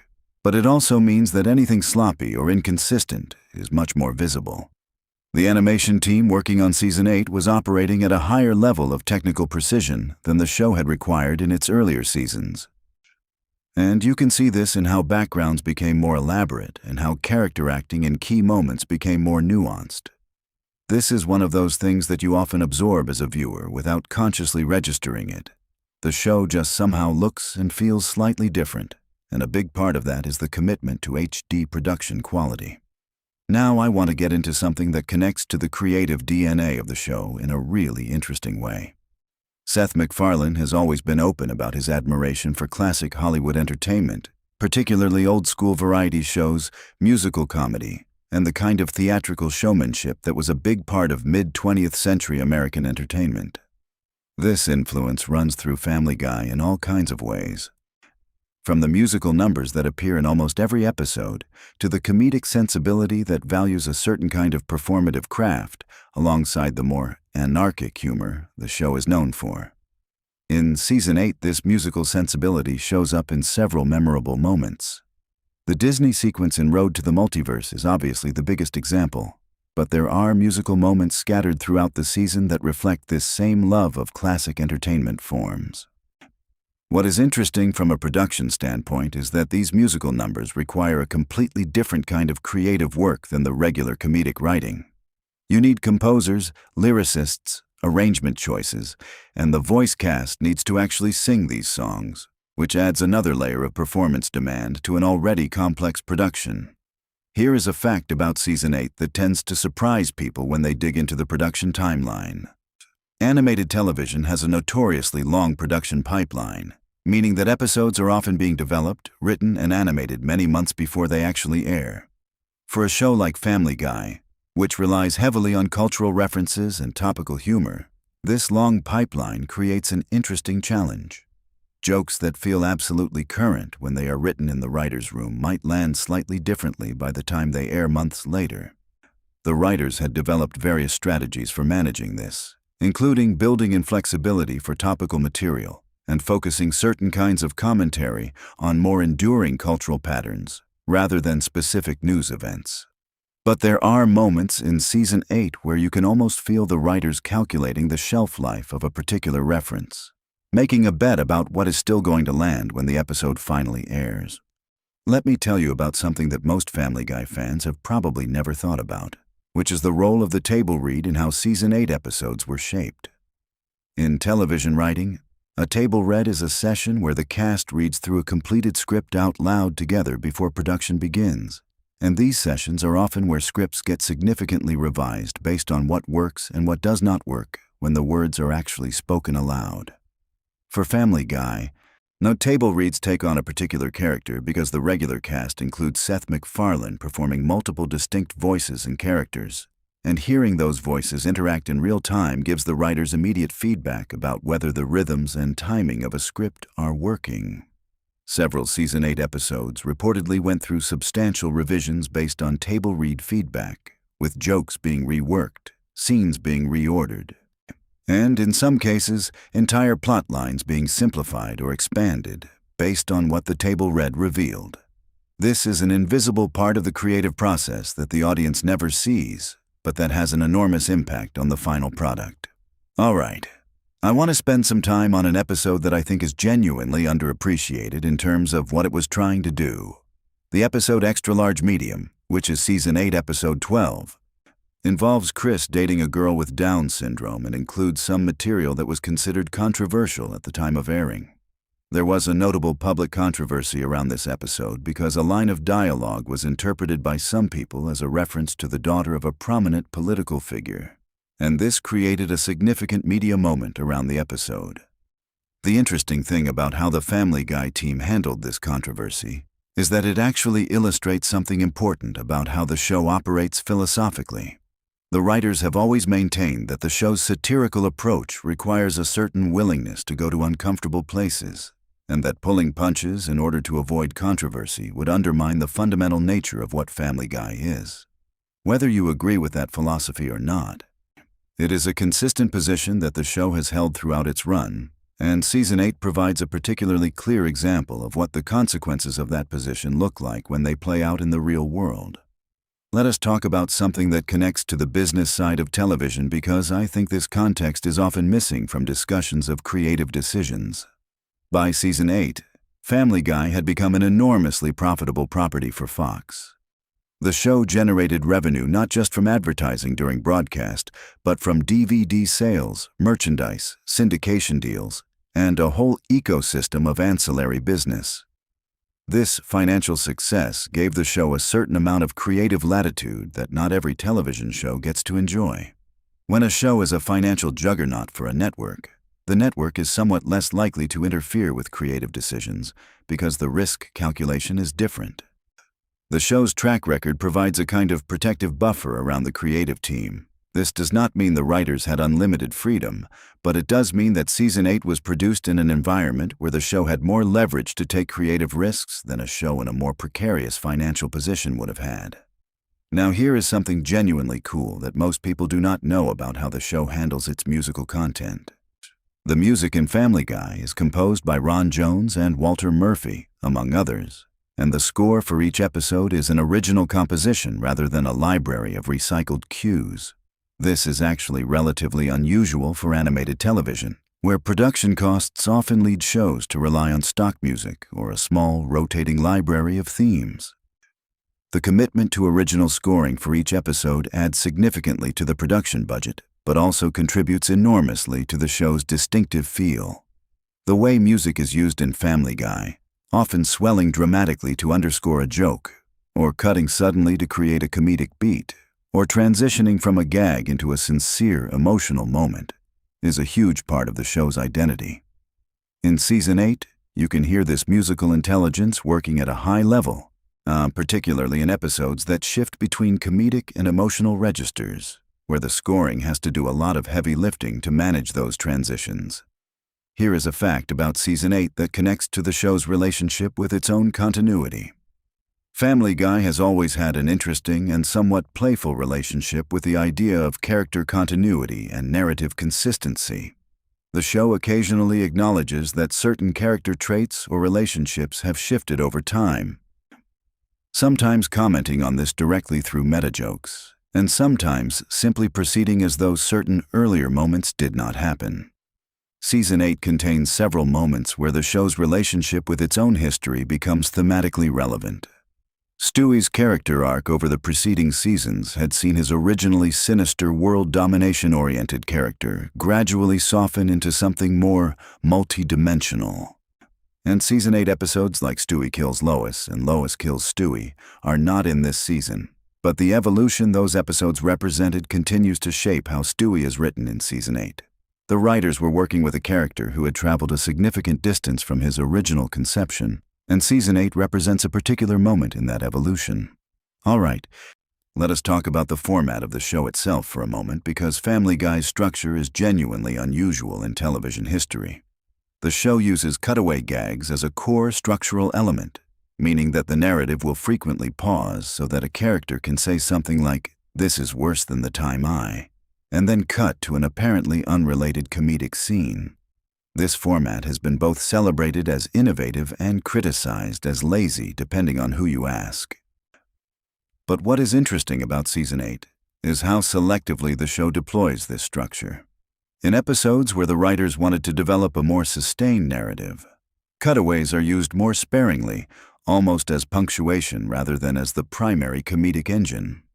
In episodes that are more overtly comedic and less concerned with story, they appear more frequently. This modulation of the cutaway format is something you start to notice once you are watching for it. And it actually reveals a fair amount about how the writers thought about individual episodes and what they were trying to accomplish. I want to bring up something about the voice performance side of the show that I think is really underappreciated. Mila Kunis voices Meg Griffin, who is famously one of the most consistently mistreated characters in animated television. Meg is the butt of an enormous number of jokes throughout the series. And by Season 8, this had become a thoroughly established comedic convention. What is interesting about Mila Kunis's performance in this context is that she had to find ways to make Meg sympathetic and three-dimensional enough that the jokes about her have something real to bounce off of, without playing the character in a way that makes the constant mistreatment feel genuinely distressing. This is actually a delicate comedic challenge. And Kunis handles it with a kind of deadpan resigned quality that makes Meg one of the more interesting vocal performances in the show, even though she is not necessarily the most prominent character. Season 8 contains several Meg moments that illustrate this balance in interesting ways. Let me give you something really specific that you probably have never looked up. The episode Brian Griffin's House of Pain, which is Season 8, Episode 8, involves Brian getting a script optioned and then watching it get completely transformed from his original vision into something unrecognizable by the Hollywood development process. This episode is notable for how specifically it parodies the television and film development world, which suggests that the writers were drawing on genuine experiences and observations about how the entertainment industry actually works. When Seth MacFarlane and the writing team had been inside the Hollywood system long enough by this point that they had first-hand knowledge of exactly the kind of creative compromises and commercial pressures that the episode is satirizing. This gives the comedy a particular sharpness and specificity that parody tends to achieve when it comes from genuine experience, rather than second-hand observation. Okay, here is a slightly different kind of fact that I want to bring in because I think it enriches the picture of what Season 8 was.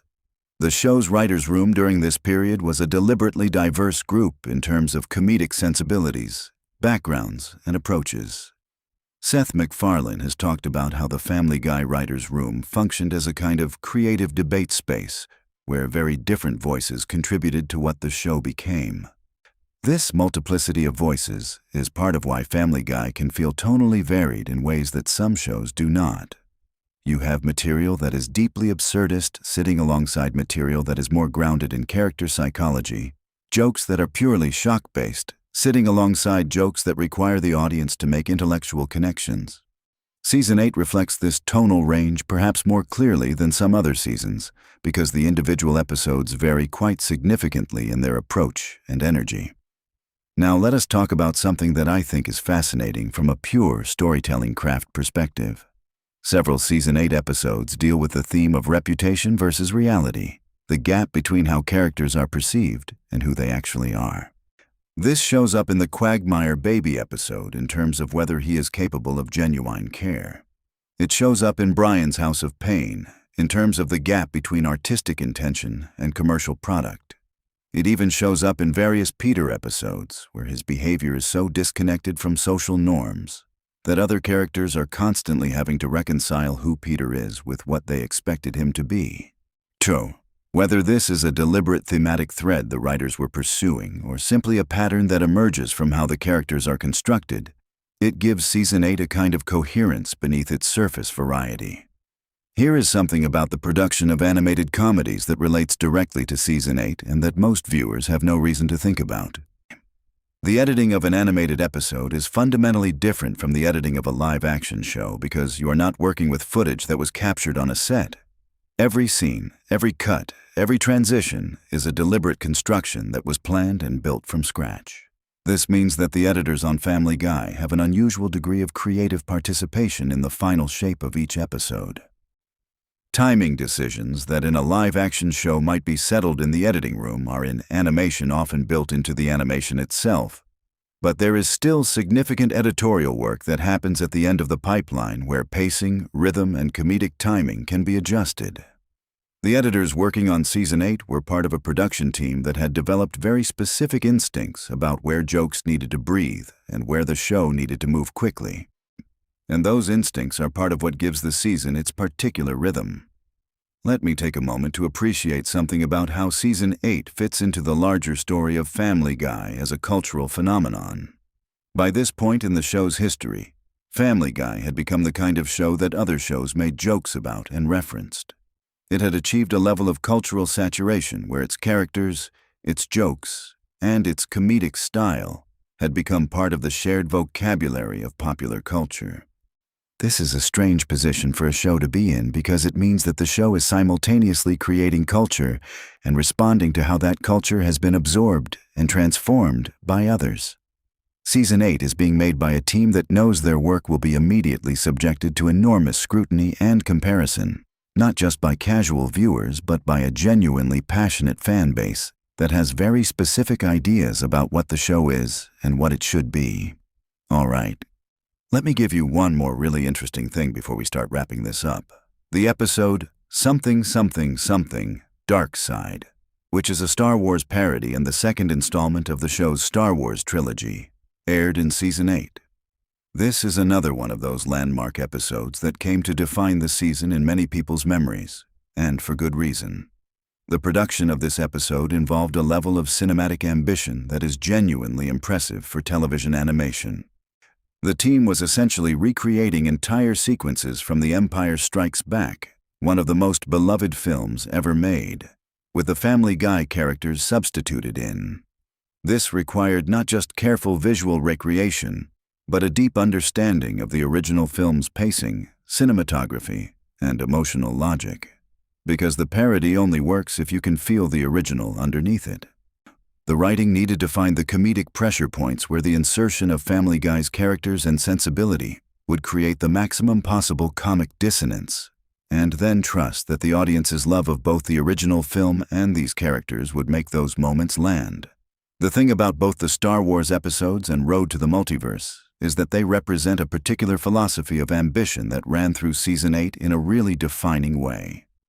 These were episodes where the team essentially said, "We are going to attempt something genuinely difficult, something that requires more resources, more craft, and more creative courage than the average episode, and we are going to see if we can actually pull it off."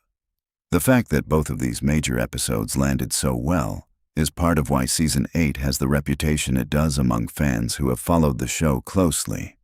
And that really is the thing about Season 8 that I want to leave you with. Nay, when you look at all of these facts together, what emerges is a picture of a show operating at a moment of real creative confidence and ambition. Not every episode in the season is a classic. That is true of every season of every long-running show. But the season as a whole represents a team that was genuinely pushing themselves, taking creative risks, developing their characters in meaningful ways, and investing seriously in the craft of making a show that was funny, and occasionally, something more than funny. The facts we have gone through today are not just trivia. They are windows into the decisions and processes and conversations that produced something a lot of people still watch and enjoy and argue about. That is what good television does. It gives you enough to keep coming back to it. Enough layers that you can keep discovering new things even after you have seen it multiple times. So there you have it, a deep dive into some of the most fascinating and surprising facts about Family Guy Season 8. I hope this video gave you some new ways to think about a season you might have dismissed or taken for granted, or maybe gave you a reason to go back and watch it for the first time with all of this context in your head. If you enjoyed this video, do me a solid and hit that like button because it genuinely helps this channel reach more people who are into this kind of deep dive content. If you want to see more videos like this, whether it is more Family Guy breakdowns, animated show deep dives, or behind-the-scenes content about television production, make sure you are subscribed and hit that notification bell so you do not miss anything. Drop in the comments what your favorite Season 8 episode is. I would love to see what people say because I have a feeling Road to the Multiverse is going to absolutely dominate that conversation. But maybe you will surprise me. Thanks for watching, and I will see you in the next one.